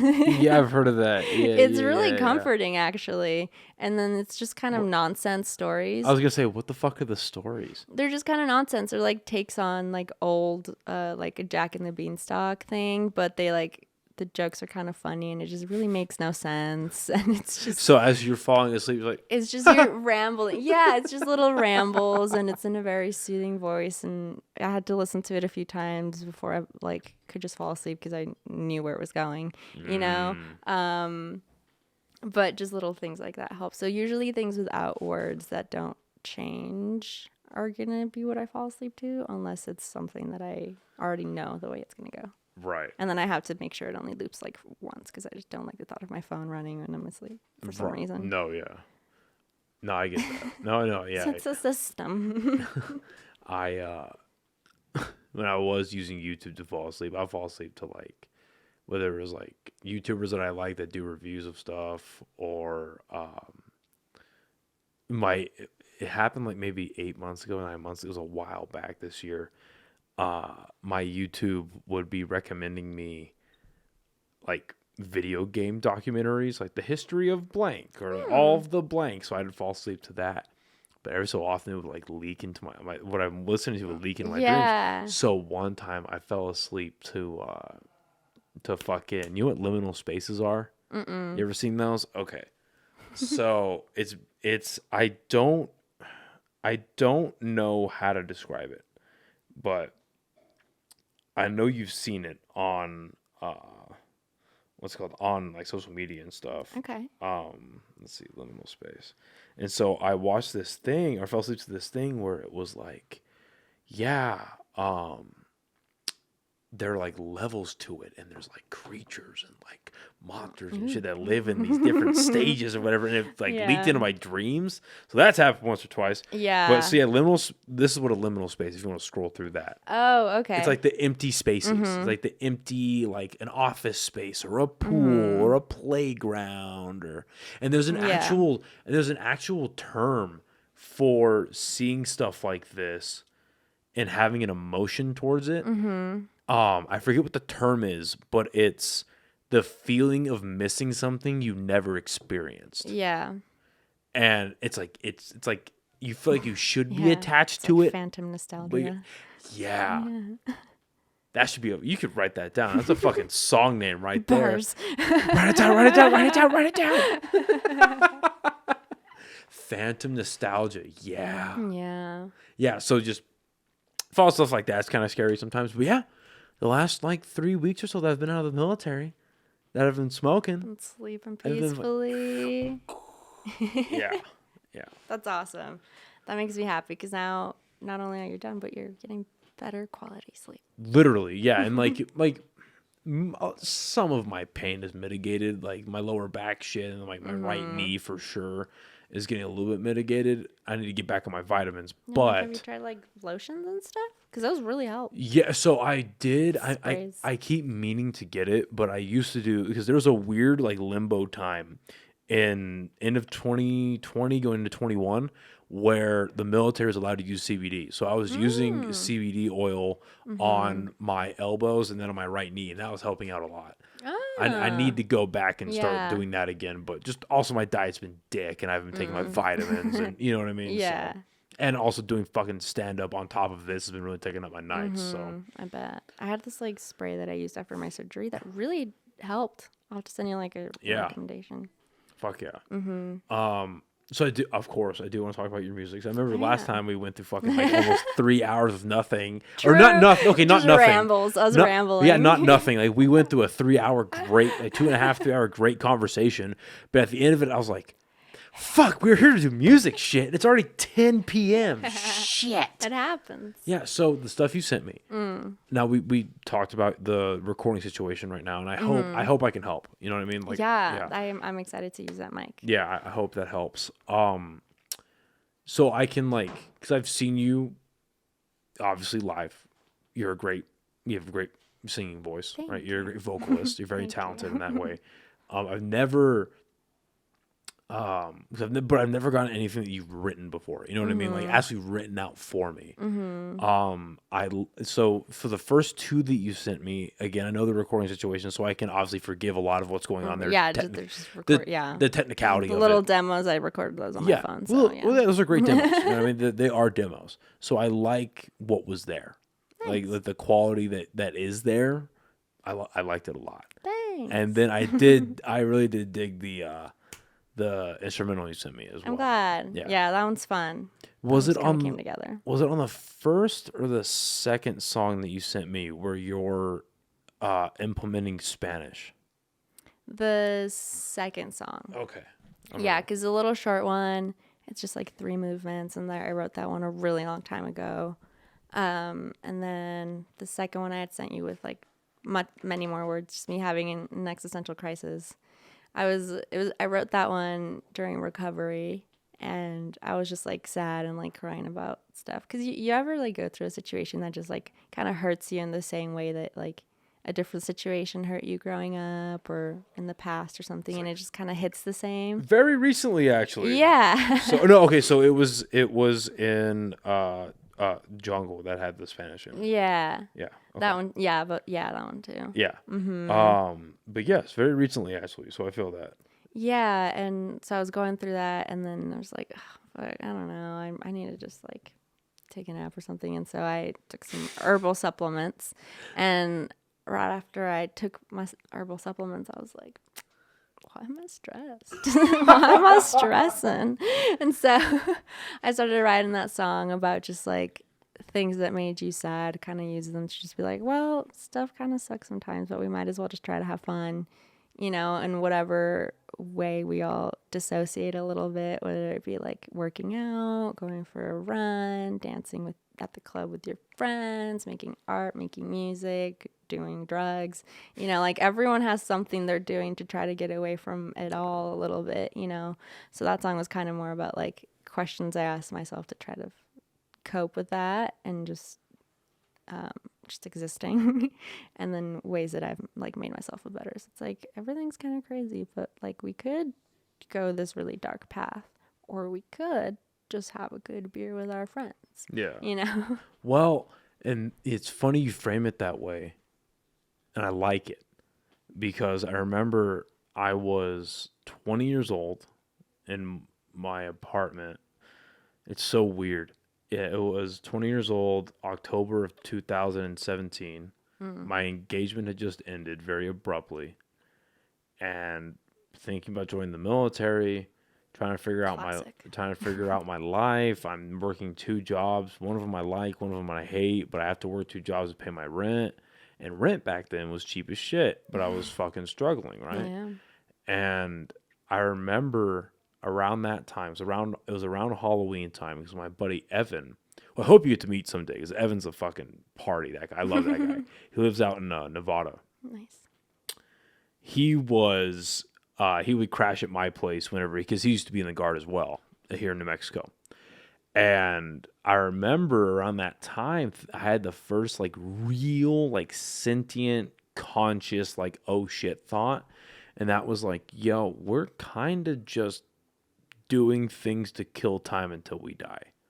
Mm-hmm. What the fuck is going on? And it took a couple of years, and I like kind of toyed with that thought, and oftentimes actively suppressed it because it would really bother me, right? It would take meeting away from a lot of things that I was doing. Just whether it is hanging out with friends, playing video games, going to the gym, trying to stay fit, trying to do this, trying to do that. I had no real fitness goals back then. I just wanted to stay like not fat. You know what I mean? I just didn't want to be fat. But like, you know, I had no real like purpose or direction where my life was going. And it took me a couple of years until I was like, oh, this is like oh, this is what's going on here. You know what I mean? Like, okay, we need, like, yeah, you're killing time until you die, but it's what you're doing and how you're doing it and the relationships you're making. That's what gives it purpose. Okay. That's how you decide to spend your time on your way out. Yeah, exactly. So what song did you start with first? Out of the ones I sent you? Yeah, Or like in yeah, general? the ones you sent me. Probably the really short one. Okay. Because that one's really old, and that one's definitely older than the other two. When did it first start? Like 2.5 years ago. Okay. I was just playing on my keys and trying to think of melodies, going like just, just kind of going for it, and then just words came to it. That one is very much one that just kind of wrote itself really quickly. And then I just never really thought about it again, but then it just kind of would just pop into my head sometimes. I'm like, oh yeah, I do still remember this one. I didn't really write it anywhere. But the nice thing about like kind of writing to whatever vocals you feel comfortable that day and matching, the pitch on the keys is that I can just go back and sing it how I naturally want to sing it, and I can just match that pitch, and then the chords come, as long as I keep the melody the same. So one of the things has to stay the same. But that one, out of those three, has been the oldest. But I've been writing for a long time. What made you finally want to revisit it? I think I've been wanting to put out a little EP for a long time, and I do have a lot of old songs that I keep wanting to revisit. When I first started at School of Rock, I actually started with the full album written. I had 16 songs written out completely, and I needed help producing them and getting help and learning how to not be anxious so that I can show them to people and sing in front of people, which has been my biggest hurdle. And actually letting people read my lyrics was very vulnerable to me. And so it took me a long time to be able to be like, okay, so I have this like entire album, and I have like a 6-album discography planned, and like I had a whole thing already set. Like it was called Watercolor Beach, and I had like 16 songs, and it was like real intense and like kind of like not good because I was like 18. But I, had a whole thing already ready, and I know that there are some nuggets in there that are useful and like kind of clever. So I do like to go back and look at old stuff sometimes to either expand upon it or like Frankenstein some lines together, or just kind of get me a vibe into something new that I'm doing. But I'm currently in a mix of doing both old and new stuff. I'm feeling creative, but I also feel like I want to honor the feelings I had before but didn't want to say out loud at the time wherever I was, or maybe I found a better way to phrase this one thing because I know that thing had potential, so I'm kind of in that process of figuring out like, and sometimes I just will sit and just write something new, and sometimes I'll just have an idea and I'll just write a bunch of verses randomly and I just never look at them because if they were amazing they would have stuck in my head, so I just kind of I'm getting in that habit of just doing it no matter what. Okay. But I'm trying to find a balance between not getting stuck with old stuff and then not pushing myself to be super creative when I am feeling like writer's block, So I'm like, okay, now I can look back at my old things and see if that kind of sparks something else. Right. Mm-hmm. Okay, that makes sense. Yeah. All right, we'll take a little break because I need to go take a pee. Pee break. I'll be right back. All right. So, funny story. Okay. Because my smoking journey has been it's infancy. Yeah. Oh, we're back. We're back. It's in its infancy. So I tried, because I just smoked flower every now and again, nothing really crazy, been in the military, that type of shit. So, I go to the dispensary for the first time, go up to Dark Matter, and it's a great spot. I've never been there before. It's on Wantabo and Manal, I think. Mm-mm. Cool little place, right? Cool little place. Cool name. Yeah. And so I get a little disposable, and it treated me pretty well. I was like, all right, okay. This ain't bad. Like, this is like, this is a lot like what you just gave me. Not bad. Oh, I didn't do anything. Yeah, right. All right. Yeah. That's right. Yeah, all right. You handed me the second one that I have. I was holding it for a friend. Yeah. Anyway, so I go back and I was like, well, because I'm starting out very low, right? Very low. I'm doing a hybrid and just half a gram. because I don't want a whole lot. I'm not gonna smoke a whole lot, and I just want to like I've been telling you before. You know, I don't want to fucking I don't want to trash myself. I don't want to ruin my tolerance. You know what I mean? I still like feeling It's like expensive. Well, it's expensive, but then also there was a Saturday where I started smoking from like not the one I got up, showered, got ready, this started. You know what I mean? And I just felt burnt the whole day. So I was like, oh, okay, I don't really want that. Ooh, that's a little tingly. You're like, ooh, I feel the effects. Yeah, that's a little tingly. Ooh, hello. A couple of rips for Jesus and we're right back. Okay. Leave room for the Holy Spirit. Yeah. The Holy breath. But we ever told that as a kid, leave room for the Holy Spirit? Yeah. I was told that at dances. All the time. Like middle school dances, like leave room for the Holy Spirit. And that's funny. Anyway, so Room for Jesus. I just felt burnt the whole day. But Yeah. then I was figuring, well, I'm still gonna stick to half a gram, but like I don't want to deal with disposables. I like to get something that's cheaper in the long run. So I got one of these, and like I was telling you a little earlier before we started, if I take a little bit too much of this all at once, like literally I went to sleep 2 nights in a row because I thought the one night was an anomaly. But I went to sleep 2 nights in a row just overthinking, anxiety, paranoia, and I like felt I was like, oh, this is like, it's not in the ballpark of mushroom type, like sense of impending doom, but if like that's here, this is over here, and it's a short walk. You know what I It's mean? along the lines, yeah. Yeah, so I was like, okay, we're gonna stay away from that, and then we're gonna move on. But that's not bad. Okay, so you're 18 years old. You're at School of Rock, and at this point, you have an idea for 6 albums. And at one point, you have 16 songs together. What time? Like at 18? Yeah. Okay. I had that, yeah. Okay, so you have the 16 songs, and then now, how old are you now, if you mind me asking? Oh, wait, was I 18? I'm like, hold on, wait. How old was I when I started School of Rock? Something happened at 18. No, I was not 18. I was older because it was after college. Okay. So I had my 16 songs, and I think I was 21. Okay. And if you mind me asking, how old are you now? 27. 27. Okay, so 6 years later, you're able to look back on these things. Do you find there's a lot of things there where you're like, oh, there's like a nugget or a couple of nuggets of good stuff there. I'm going to take this and rip it into something new, attach it to something new, or make it something on its own, make it better of what it was back then. Do you also find yourself going, wow? Ooh. Ooh, she felt some type of way. Yeah, I definitely. Sometimes I am pleasantly surprised because moving, I found a lot of my old journals and a lot of, because I have many journals where I keep my songs. It's never just one where I want to keep it organized. It's always just whatever journal's closest to me at the time.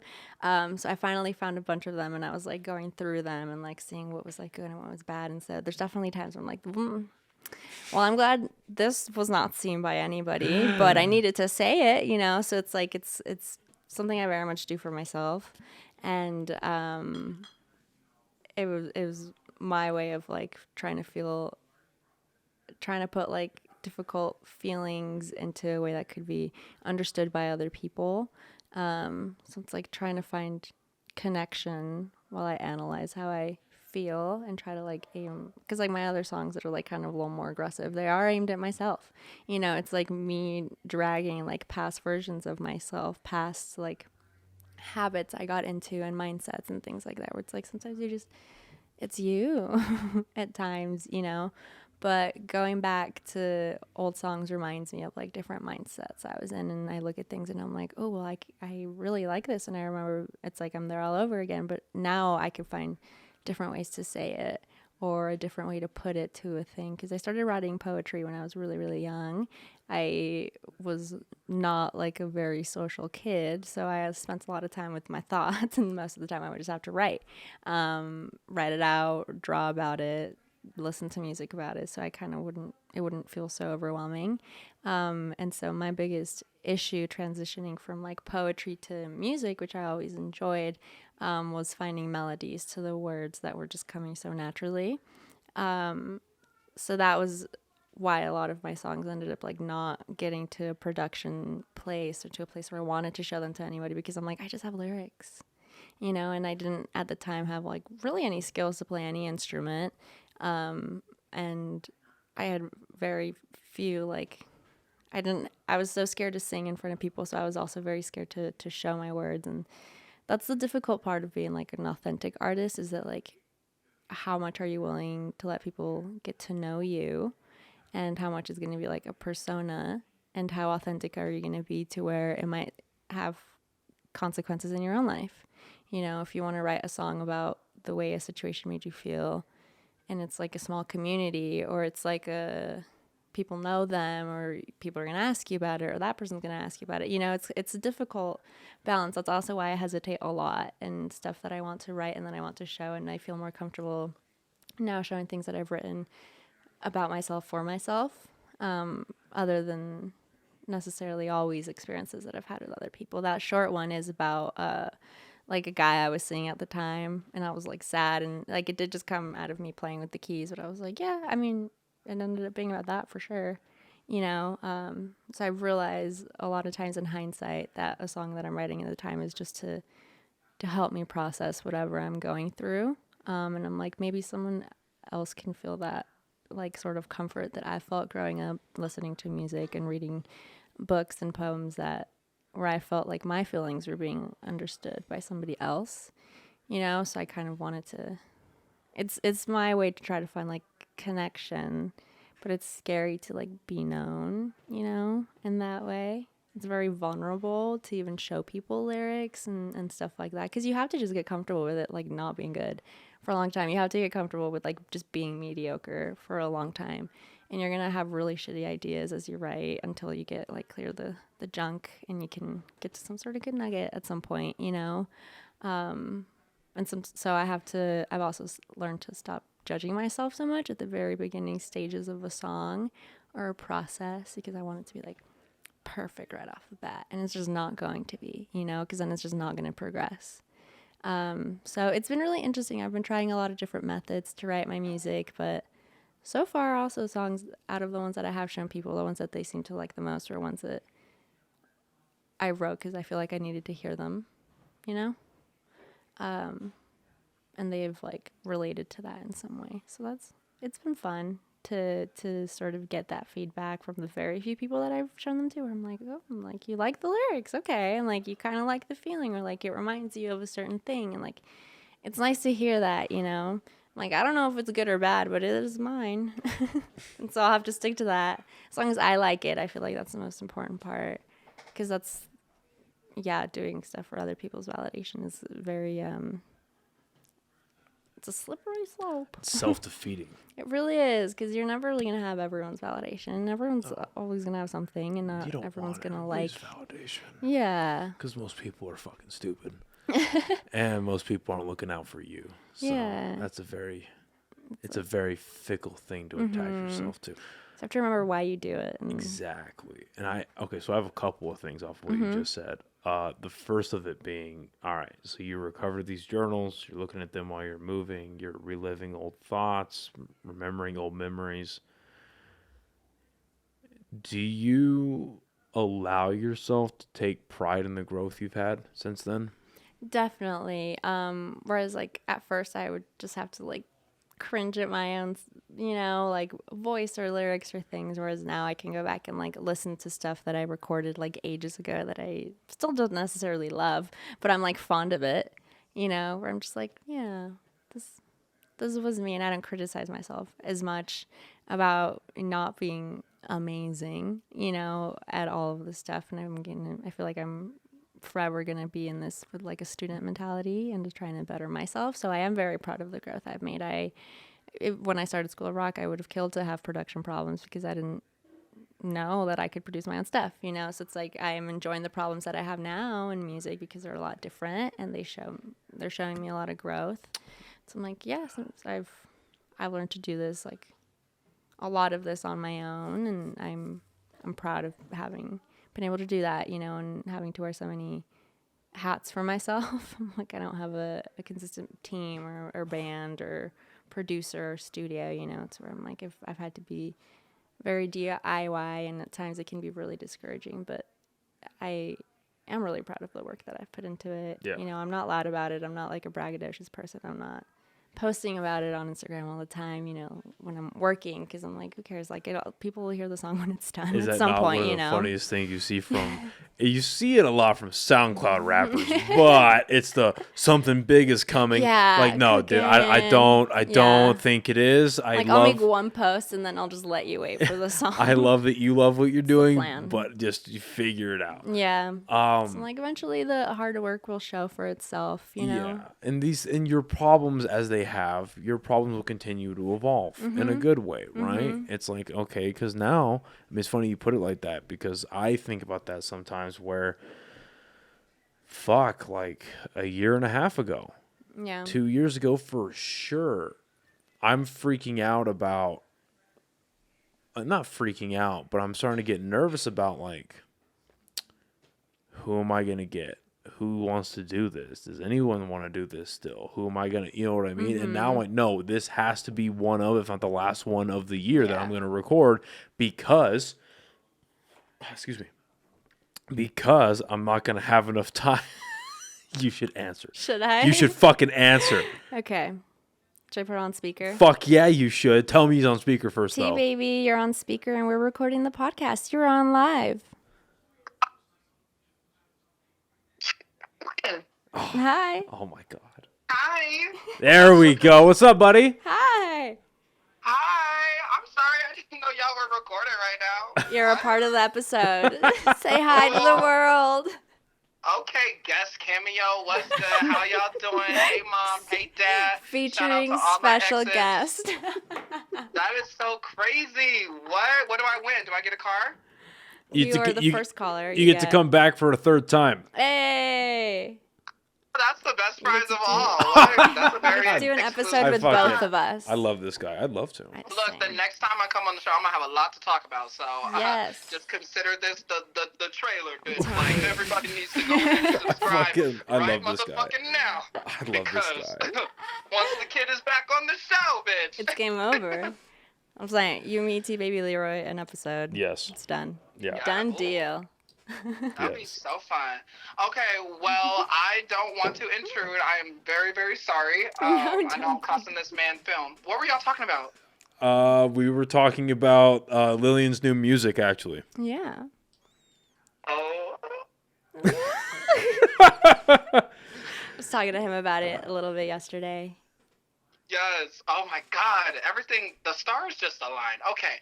Well, period. I don't want you to lose your train of thought, so I'm gonna let you go. I was just checking in with you for the night. I hope you are good. Noah, I hope you are good. I will see you very soon. Yes, sir. Love you. Love you too. All right, bye. Okay, bye. Bye, buddy. I adore that guy. I love him. One of my favorite people of all time. Love that guy. You have a good. We brought this up a little bit earlier. You have good people around you, and that's something I love that my people. I'm very thankful about for that. Like for me personally, that's doing this podcast, and then I tell Leroy every now and again, you know, like him and Nick are the reason why I've met so many of you guys. You know what I mean? Yeah. Good people. Definitely. What the damn it, T baby? What the fuck was I talking about? Okay. dang. So you've Music. So you found a way to take pride in what you're doing. Mm-hmm. Okay. Here we go.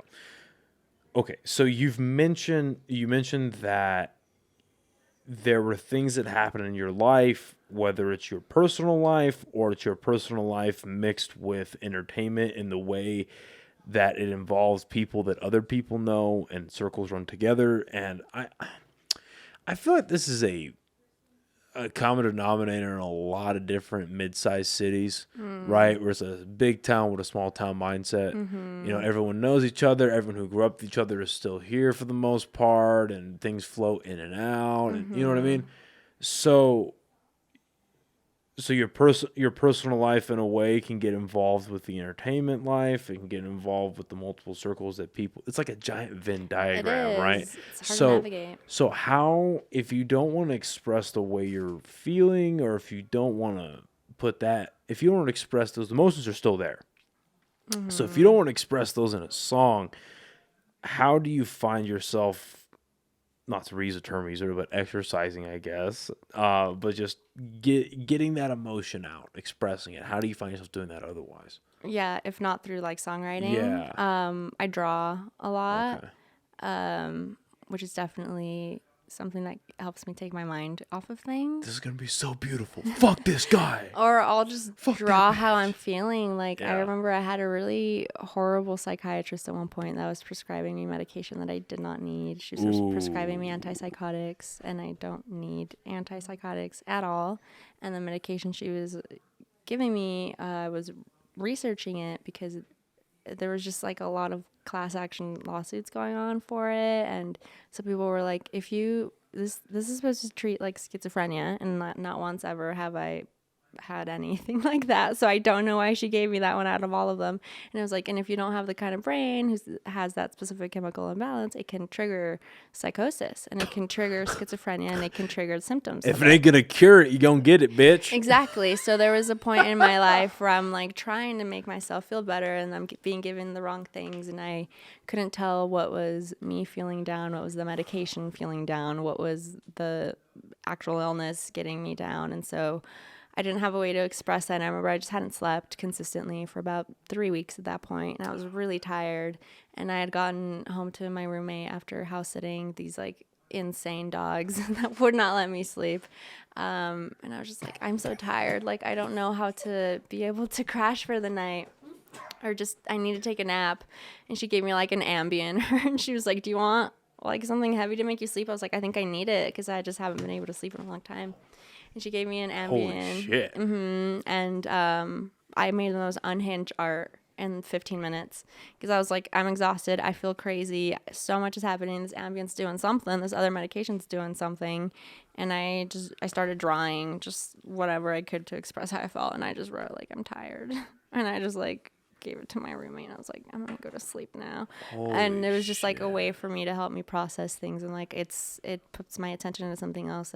I could say now, it's a very beautiful drawing, but it's very depressing and like unhinged when you look at it. That's a theme in some of the best art around. So there's, funny enough, I was listening to the Joe Rogan podcast last night with Shane Gillis that just came out.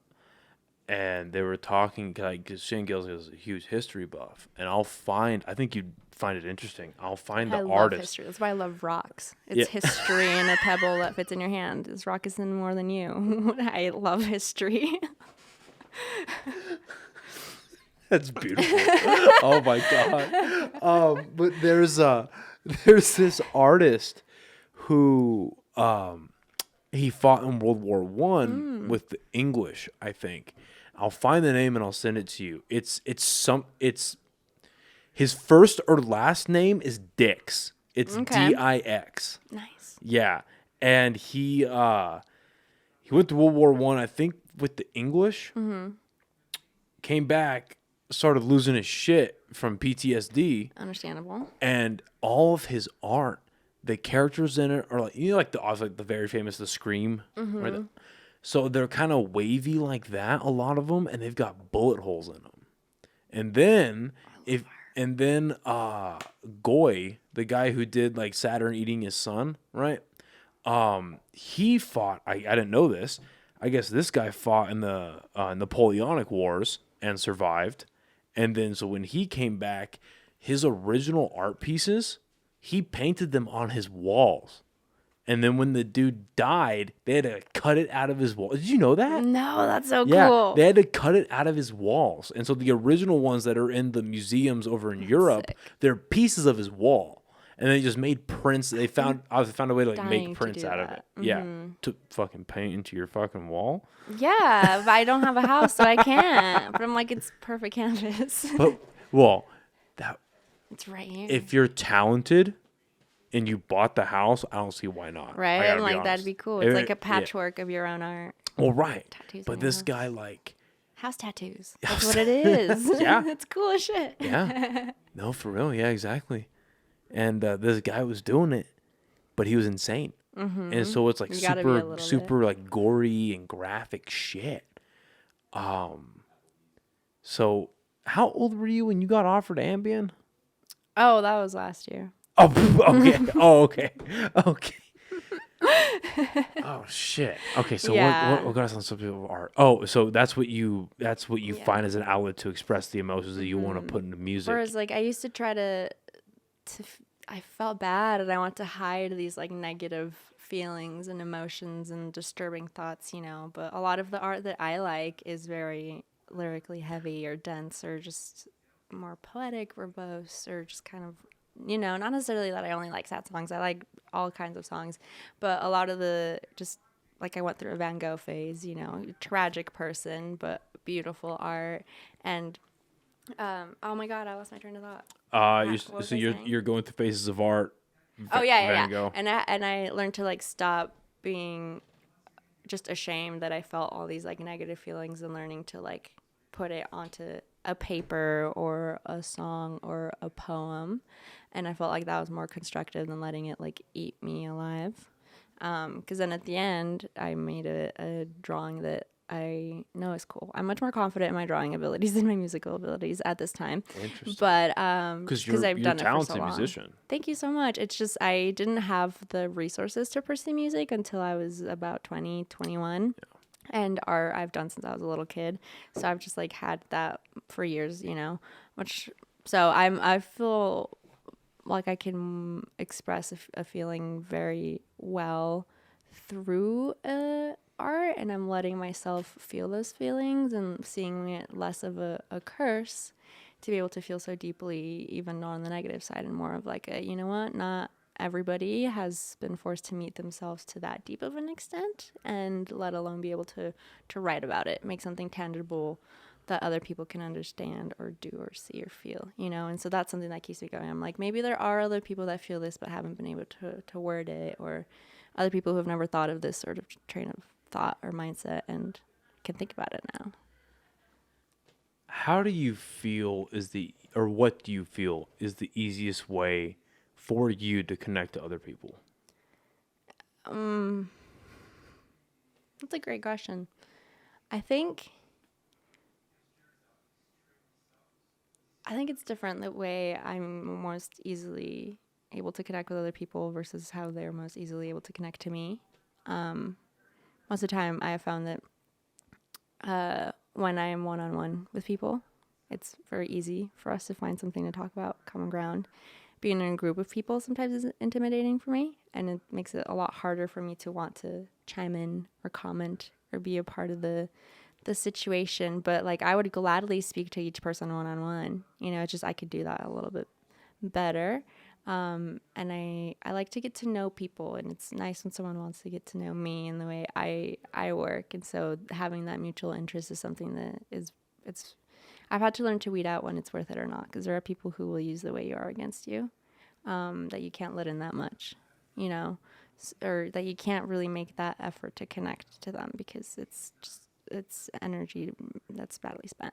You know, there's just other people who are going to be more receptive, who are going to be able to give you that sort of. So to me, people who trust me enough to make themselves like vulnerable with me, I feel like I can then do my vulnerable things, what I consider vulnerable to me, which to other people might not be anything, but like to me it might be like really intimate. You know, like spending time with people as I'm like doing work. Like if I've had friends over and we're just like doing work together during the day, that feels very intimate to me because I do lots of things while I work, and I usually just do it alone and just me, and I'm like, you know, I do my work and then I take a little break and I work out, and then I take a little break and I do this, and then I go back to my job, and it's like a little, you know, sort of situation. So letting someone into that space like that, into my inner world and like my inner like machinations, is very vulnerable to me, where to them they're just like observing me be a little gerbil running around, you know. But I'm like, that's how I feel most connected to them. But oftentimes people feel the most connected to me when they can show their vulnerability, and I really appreciate that because that's really hard. Because my next question would be, when do you allow people to get connected to you? And the answer to that is when they show vulnerability, I'd imagine, right? I'm open to allow anyone to try to be my friend, but I'm down to be anybody's friend. But so I was gonna say, there's a difference, I guess. So what I'm asking is like real deep connection, because and the reason that that original question of when do you get connected to people is that came because of the way that you're describing your own music and the way that you're trying to display your emotion to the audience, right? Yeah. So that's where all of that being understood. Just angsty teen. So that is where all this stemmed out of. I think so. Yeah, just like when I beyond friend, because you're a very personal individual. Yeah. Like that's Thank like you. like that was one of the most obvious things when I first met you. You're very personable. Yeah, so that's why I always say like I'm extroverted and down to let anybody be my friend. Like I will be friendly to anybody, but to let people actually get to know me, I have to see that they have a stake in it, and that I think is just like a toxic coping mechanism. Where I'm like, I just have to see that they themselves have told me something that they find vulnerable, or they haven't given themselves that space within our connection to. Because vulnerability is different to everybody. Some people, their feelings are vulnerable. Some people, their past is vulnerable. Some people, their family life is vulnerable. So it's like their religion, their culture, whatever you feel most protective of, if you're willing to share that with me, like that just means the world. Because I'm very protective of a lot of my own things, you know. And then I'm like, oh, then I can show you my thing. I'm like, because I've already done it where I've overexpressed and over-tried to have a connection to where now I'm like, okay, I have to see that it's going to be mutual before I go balls deep into how much I can care about somebody, you know? So now I'm just much more hesitant and wait for that sort of, to see that they actually have energy and effort put into me that I can then put into them. Because all of my friends I know love me so deeply, and I'm not afraid to love them back because of that, you know? That's a blessing to have. Yeah, and it's because of that, because I've seen them all in very different vulnerable moments, and they've seen me at very different vulnerable moments that are very bonding, you know? And it's like, I know how deeply I can care about people, and I know how deeply I've cared for people who use it against me. So I have to be very careful now, especially being as I am. I'm oblivious to certain things, because some people just, I don't know, I try to have like a better intuition when people are like lying or just like trying to, I don't know, making fun of me and I'm not aware or whatever, you know? Well, okay, so I was gonna say in response to you saying that maybe it's a toxic trait, I wouldn't say so, and because of what you just articulated, right? Because when they show investments, like, well, like why? Yeah. Well, especially as like, not to sound like those guys that just cope with feminists just to cope with them, but like, you know, it's like, well, you should kind of protect, you know, against like as a woman, right? It's like, well, why do you, as a like woman going to a guy, right? Let's use that frame of work. I think it's most applicable and the easiest to, I guess, attach. It's like, okay, well, why do you want to be my friend? Right. I'm like, what do you want from me? If you literally just enjoy my company, that's how I know that you're like my type of person. Well, then it's like, well, how do you, in that dynamic, it's like, well, how do you prove that? How do you, that type of stuff? Yeah. It's like, well, so that's why I wouldn't say it's not toxic. It's like, well, that's a good barometer. Like vetting. Well, that's a good barometer or a good vetting method to use in general, regardless of gender, but especially so, male to female. Or female to male, because it's like, well, why? And then, I mean, obviously, I'm not a chick. I don't have the female experience, but I know how catty women can get with each other. So, well, why do you want to be my friend? Like, what do you want from me? Like, what are you trying to? And then how? Well, yeah. And then it's like, depending on how pessimistic you want to be, it's like, what do you want? What are you trying to take from me? What are you trying to do to me? That type of shit, right? Yeah, the experiences you've had, you know, where that's why I'm like, I know what it's like to go towards people as my full authentic self and get rejected from, you know, friendships or groups or just anything for a certain way I am. So now I'm like, I know now how to like still be myself while I talk to people and make friends and be personable. Cause like, yeah, I want to meet everybody and I want to be like everybody's friend, but I'm not going to let everybody just know about me. Yeah. I am very protective of myself and of like my, just like certain aspects of who I am in my life. Well, and I think that is a very like, I don't say it's toxic, but it's a very damaging quality to have. It's a negative quality to have. If you're willing to open up about your personal shit to everyone you meet, that's an issue, right? Right. But then also I think, and I don't mean to sound misogynistic when I say this, but women inherently are more empathetic. Like you guys are wired that way.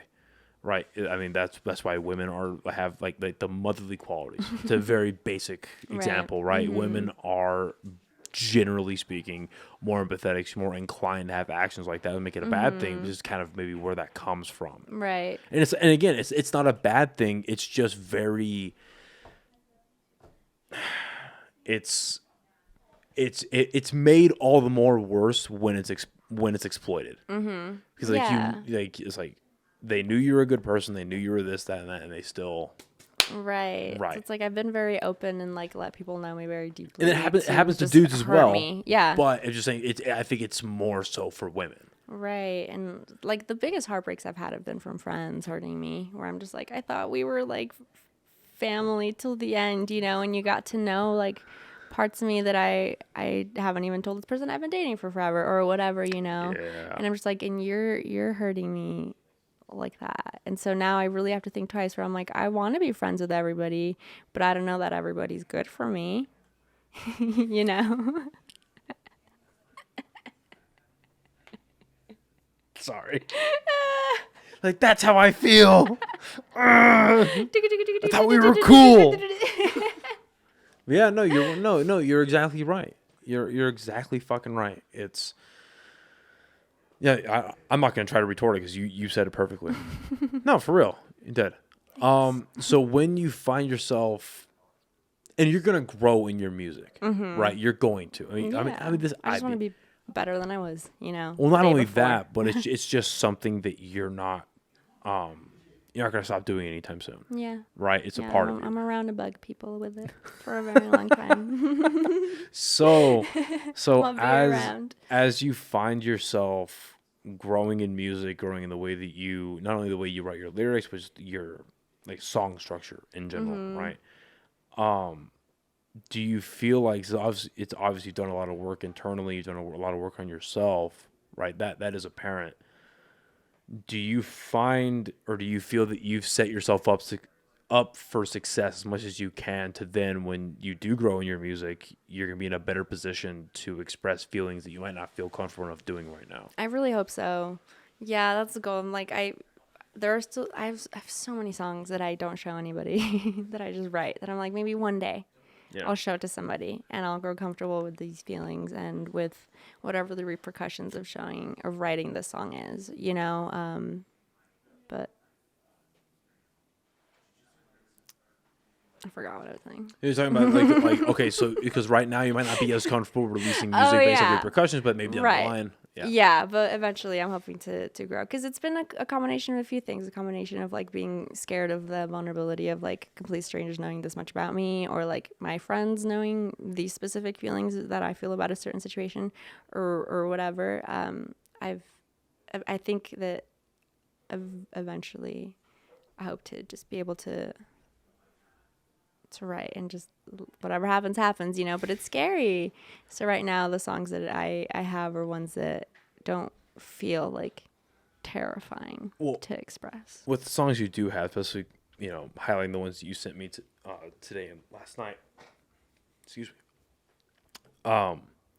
Do you feel like in making those, it allows you to be more introspective on yourself as you are right now? Like, it allows you to like look through a different window into your own, different window to your own self. Like, oh, okay, that's why I'm feeling this way. That's why I'm expressing it this way. Definitely, because I've absolutely written songs where I'm just like rambling and I'm just writing lyrics that work to the melody, and then as I'm going along, I'm like, oh shit, this like actually hits me really deep. Like I was just trying to write to a melody. I wasn't attached to these lyrics at all, and then but it's exactly what I needed to write at the time, and it's what my brain needed me to be saying, and I didn't. It's those times where I'm not necessarily overthinking everything I'm writing about, that I'm actually getting to stuff that to me is worth expressing. But yeah, sometimes that is accidental, and I didn't realize it until later, that I'm like, oh yeah, I guess I did write that song about exactly how I feel about that situation I was going on at the exact same time that I swore wasn't affecting me. But now I had like 5 songs about it or whatever, you know? So it's very cathartic to have that outlet and the art outlet on all of those like heavier emotions. It's a blessing and a curse to be capable to feel those things. So I know you were having, you're as you illustrated a little bit earlier, you're jumping through a lot of hoops to get these produced, get it made, and all that kind of stuff. Mm-hmm. Are you allowing yourself to have a timeline? Or is it just like, hey, look, this is the reality of the situation. It's not a bad thing. It's not a good thing. It's just how things are. Yeah. This is going to get done when it gets done. It's a little bit of both, because such a hard part of being a soul is that you have to do it for yourself. You have to be the only one in your own corner consistently. you have to set the goals for yourself, even if you don't have anything coming up, setting a random day to get something done, you know, to keep you on some sort of track and like consistently be planning. So, but I also know at this point, you know, given the fact that I don't have 6 albums out and a 15, 16 song album out already, that like I know that things don't always go according to plan. And I'm becoming more okay with the time it takes to learn the skills to implement. Because at this point, I'm still learning a lot of production, and I'm tuning my production ear a little bit more, and I'm like learning the equipment I need to do blah blah blah and blah blah blah and blah blah blah. But I'm hoping at some point I could just focus on lyrics and vocals. That'd be fun, and then like, you know, have a much easier way to expand a song. But I'm hoping to be able to re-record those to where I can flash them out in a certain way. You know, I used to think the same way about, not as deeply as I've been doing my podcast as long as you've been doing music, but also it's very different fields. I used to feel that way about, I really want to have this conversation or this kind of conversation or that type of shit. Like this will be out by the time it's coming to mind. So earlier this week, I had my first transgender guest on, and that's a conversation I've been wanting to have for a long time. Like since like episode 6, because I'm just curious about it. I believe what I believe, and people have made that known that they don't like how I feel. And that's fine. But I've always wanted to have that conversation. And it's funny because when the pod was over, I thought about it during, but when the pod was over, I was like, you know what? I am so glad that I didn't have this conversation when I wanted to. Because not that I'm amazing at this now, but I was a lot more apt on this past Tuesday, so 2 nights ago, than I would have been otherwise. And I feel like maybe you feel a bit of that now with the progression you have made. Because imagine if you did have 6 albums right now. That'd be sick. You know but what also, I mean? like, I didn't have the resources to make that happen. Well, I don't know anyone who produced. Right, but that would be cool. Let's imagine you could do it yourself. You had a production studio and all that stuff, and you could do your 6 albums right now. Like, that would be cool, but imagine if you had 6 albums out over the next, let's say, 10 years, 8 years, 10 years. Each album will be so much better than what it could have been because you're getting that much more life experience. You're getting that much more ability behind the skills that you need to complete these things. You know what I mean? Because not to say that it would be like burning out too quickly, but like it can happen. They're going to turn out one way or another, but wouldn't you rather them have as much ammunition behind them as possible? You know what I mean? Yeah, and that's also why I don't try to feel that bad about not having had songs out earlier or doing all this earlier, because I'm like, I know when my stuff wasn't great, you know, and I also know that I didn't have the people to help me make it happen. And at the time, if you don't have the people, you got to have the skill to do it yourself, and I didn't have either, you know. But also looking back on those songs now, some of the songs that I really dick rode are not that good. You know what I mean? They're just not. So I'm like, I'm so glad I didn't put those out. So that's why it is important to me now. That is, the self-awareness is very important. I agree. So now I'm like, if a song could get stuck in my head, if I can work on it consistently and still like it, that's how I know that I have something there that I'm not going to get tired of immediately, that I'm not going to hate in an hour or 2 or a month or 2 or a year or 2. Right. Hopefully. So I'm slowly making more of those, and I'm realizing stuff that I had before is actually quite good or is actually quite bad, and I'm happy it didn't see the light of day. But I'm like, I'm just going to let the songs be what they want to be. So far, all of the ones I've sent you were created vastly differently, in very different ways, in very different environments. Yeah. And I have even more that are like either older or like an idea that I'm already like, you know. So I have a hard time balancing that out. And it's hard when it's just you. And you're just talking at yourself after an hour of just like editing your own voice over and over and over and over. And I'm just like, this is just me. I mean, so you're right. My mind a little bit. Like you are right. Like, it is more challenging when it's just you doing the work and having to be, like you said, like being your own corner, be your own cheerleader, be the person that's doing this and that, making connections and this and all that. Okay, so I agree with you. I don't want to sound like it's mumbo jumbo bullshit, right? But some advice that might, point you hopefully in the right direction. I mean, so, because you're right, it is challenging. But it's fun. But there you go. It's so fun. Okay. Like, I like it. Okay, I just wish it was a little easier. Okay, lean into that. It's hard to not complain about my equipment, but I'm enjoying the process. Well, I forget who said it, but it's some old time philosopher, like Greek and Roman era philosopher, where it was like you shouldn't make jokes on yourself because your brain and body do not know the difference. True.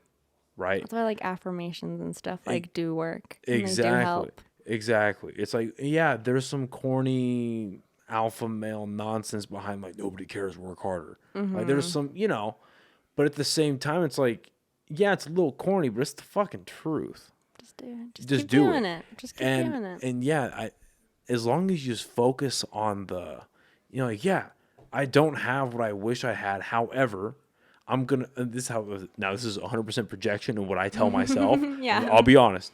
But it's like, yeah, I wish I could have I'm very thankful for what I do have. I don't want to get that twisted. Oh, yeah. One bit. I am beyond thankful. I'm very happy about my problems. Right. Very thankful for what I have right now. Yeah. But I also recognize what I want and what I want and what I could. But I've changed that to what I will. As long as I continue to keep working hard and doing the things that I think are right and I moving in the best direction that I can, it's gonna come. Yeah, you just gotta keep doing it. You have one bad show, you have one bad song, you have one bad thing. It's okay. No, not even. It's just hiccups in, let's say, the preparation of of what you're trying to put together. I'm very fond and very proud of the time that I spent. Good. Garnering, is that the word? Yeah. Garnering these skills and actually go through my notebooks. I look back at all the theory that I just made myself sit down and read and learn, know, and all of my notes and all of my things. And I'm like, you know what? I actually have put in a lot of fucking work. And I'm not, I didn't start when I was really young, I'm not the most fluent in theory. I didn't have my first guitar till I was 22, all of these things. So it's I'm quite late to the game, but I'm doing the best that I can.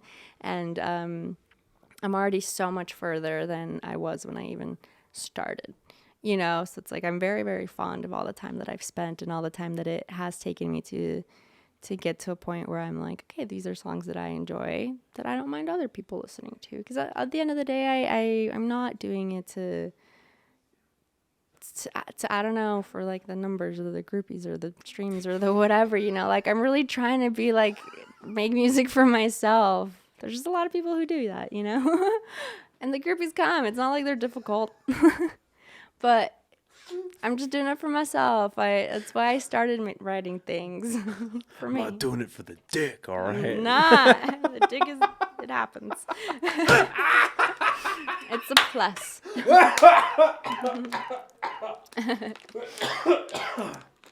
No, Jesus Christ. No, but really, it's just kind of I'm just trying to write stuff that I like, because if I find something that I feel I really like, then maybe someone else will too. Yeah. And then maybe a sentiment that I felt kind of lonely in having is now expressed, and other people can feel together in, hopefully, and then it'll just make sense. Right. I don't know. I hope that's the thing though. I can't defend a song or a project that I do if I don't like it. Yeah. I really have to like it. I have to get my own approval on my shit. Otherwise, I'm just not going to feel great about doing it. And that doesn't mean I don't get tired of the song at some point, or that I don't want to bash my head against the wall after 5 hours of producing the same vocal line, but it just means you have fun and do it anyway. No, it's extremely well put. Extremely well put. I completely forgot exactly what I just said, but I hope so. Well, I think it was well put. Listen, this has been damn near 3 hours, dude. Again. Look at us go. So before we get out of here, because again, if you're listening, oh yeah, fucking rugby. Yes. I just remembered the that. guest has outsmarted the host. You're right. So, okay, now 2 things. So if you're listening on fucking Spotify and shit, her ugly sweater is Frosty the Snowman. Is that is that your favorite? Which was your favorite Christmas cartoon back in the day? Probably the Snoopy one or the Rudolph one. Fucking Snoopy. Yeah. The Rudolph one was so cute, though. Was the Rudolph? It was claymation. Right. Well, stop motion. Cute. Yeah. Yeah, stop motion. Right. But it was with the elf that wanted to be the dentist, right? Oh my God. Maybe we watched different Rudolph ones. Was it? Wasn't it? You're probably right. Clearly, my memory is terrible. I don't know. Yeah, I thought it had like the little child elf that wanted to be a dentist when he grew up. That's depressing. But Right? really wholesome, I guess. Because Good there's for like him. that one, and then there was the one, the Christmas Without a Santa Claus, where it was like heat miser and cold whatever. I don't know if I know that one. I think I'm gonna look that up. That's gonna fucking upset me. Yeah, because I'm pretty sure mainly Rudolph. So Rudolph, But I loved the Snoopy one. elf. Yeah, he had Hermie the elf. Yeah, this little dude. Yeah, that little dude want to be a dentist. Yeah, did he really? Yeah, Oh, it's so cute. Yeah. Just look at it's just adorable. it's a little dude. It just makes you so nice. Yeah. So those shoes are crazy. it's it's funny you bring up Snoopy. That's my favorite Christmas. So I love I Snoopy. picked this up With this week stock from socks. Best Buy. Oh, Charlie Brown Christmas. Yes. Yeah. It's wholesome. It's adorable. Yes. It's cute. I love Yes. Snoopy and Charlie Brown. I fucking that's my shit. Tis the season. I'm hoping to do a little Christmas cover in this next week, to post for Santa Baby. I think you should. It's a fun song. Yes. Well, you're also very fucking talented. Oh, thank you. Yes. I'm trying to like. You have no idea how much like the anxiety of the vulnerability of showing your shit to other people in your voice and actually trying. It's so No, scary. It holds I me back don't. so much. You're right. You're right. I don't. I'm right. You don't. You have no idea. I really you don't. cannot empathize at all. No, You- I no, can't. You can. Do you know why I do can't? Because comedy. because I can speak and that's fine. Speaking is fine. Okay, I can look.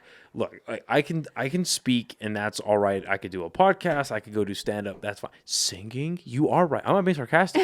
Yeah, I'm not being sarcastic at all. See, stand up sounds so You- much more terrifying to me. No, I would much rather go up and do 3 to 5 minutes of bombing Really? than. And I tell this to the guys all the time. I'm like, I envy you because you guys can like play guitar and sing, and I wish I could be a musician. I used to love playing guitar. Yeah. Oh yeah, it's I used to. fun. Oh, that I fucking wasn't. learning curve is I wasn't brutal. amazing at it. Like by any, I was like me and my friends were like the 3-chord heroes. You know what I mean? Because we had back in like high school, going into college, we had this game called Guitarsmith, where instead of Guitar Hero with the plastic they gave you an adapter for the Xbox where you plug in your real guitar. Ooh. And you have to tune it and you time it to the video game, and it teaches you how to play guitar. Like there's lessons in the video game, and then That's sick. there's music. Like there's like actual songs you can play along with, and it teaches you how to play these songs. That's really cool. So I took that. I was like, oh shit. So I brought my guitar up with me to military school, back to my room. And so in my downtime, I would play guitar and shit. I was like, oh, I kind of like that. I didn't get good at it by any But it's means, fun. but I liked it, right? Yeah. I wish I could play guitar and sing. But it's like you're getting a dying geese or goose. A dying goose and just stretching the fuck. You can train it though. That's the nice thing about vocals. You really can. But it still dies. If you don't keep up with it. The dying goose is gonna die. But you've no idea how much like it's true. Like those nerves will stop you from Yeah. actually like projecting, and then that makes the note flat or Well, it's the- whatever, and it's just like. Well, I'd imagine it's the fear of the unknown.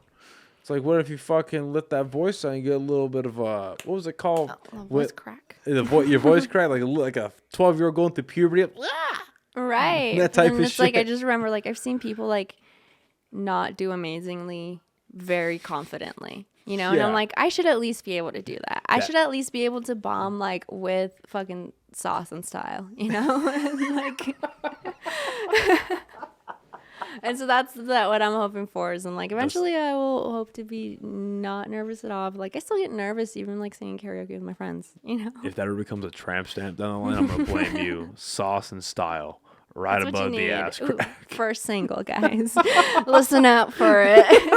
Featuring Noah Vargas. No. Doing rap in the background. No, that's all right. That's You'll do cool. guitar. Yeah. There you go. Brink. One It chord, just breaks. 2 chords.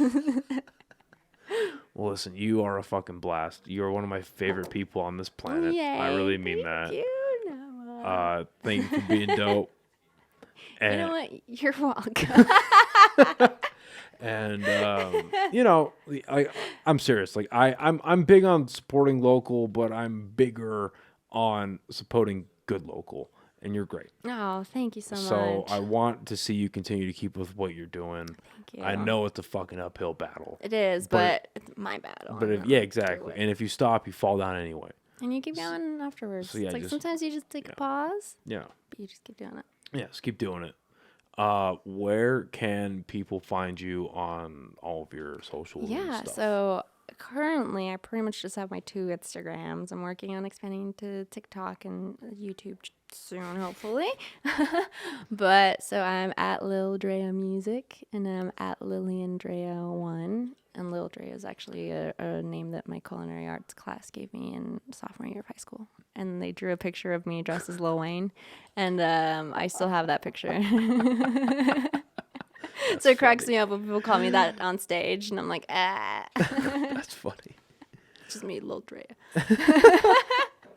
Well, this has been. I mean, I knew it was gonna be a blast. Oh, but me too. It was going to be fun. But I hope your Christmas goes well. Yeah, you Here too. in about a week. It was funny. I was And having everybody else's Yes. holidays. And I was having. It was funny because when I got home, because me and Joey were talking about moving out, and, like our timelines and shit. And he was like, "Yeah, well, we still have like most of December, and then January." Like, bro, December's over next week, and he was Isn't like, that crazy? he was like, Oh, it's time. yeah. So, Merry Christmas, everybody. Merry Christmas. Thank you again Happy for doing holidays. this. Thank you. Can't wait Thank you for having me. It's We're- always a blast. Yeah, we're gonna do it again, and I'm sure I'll see you relatively soon. We have to have the 4 of us. The gaggle. Unhinged behavior. That'd be Yes. hilarious. Yes, I would love to do Yeah. that. Again, thank you everyone for listening and watching, and we will see you next time. Bye, everybody. Bye.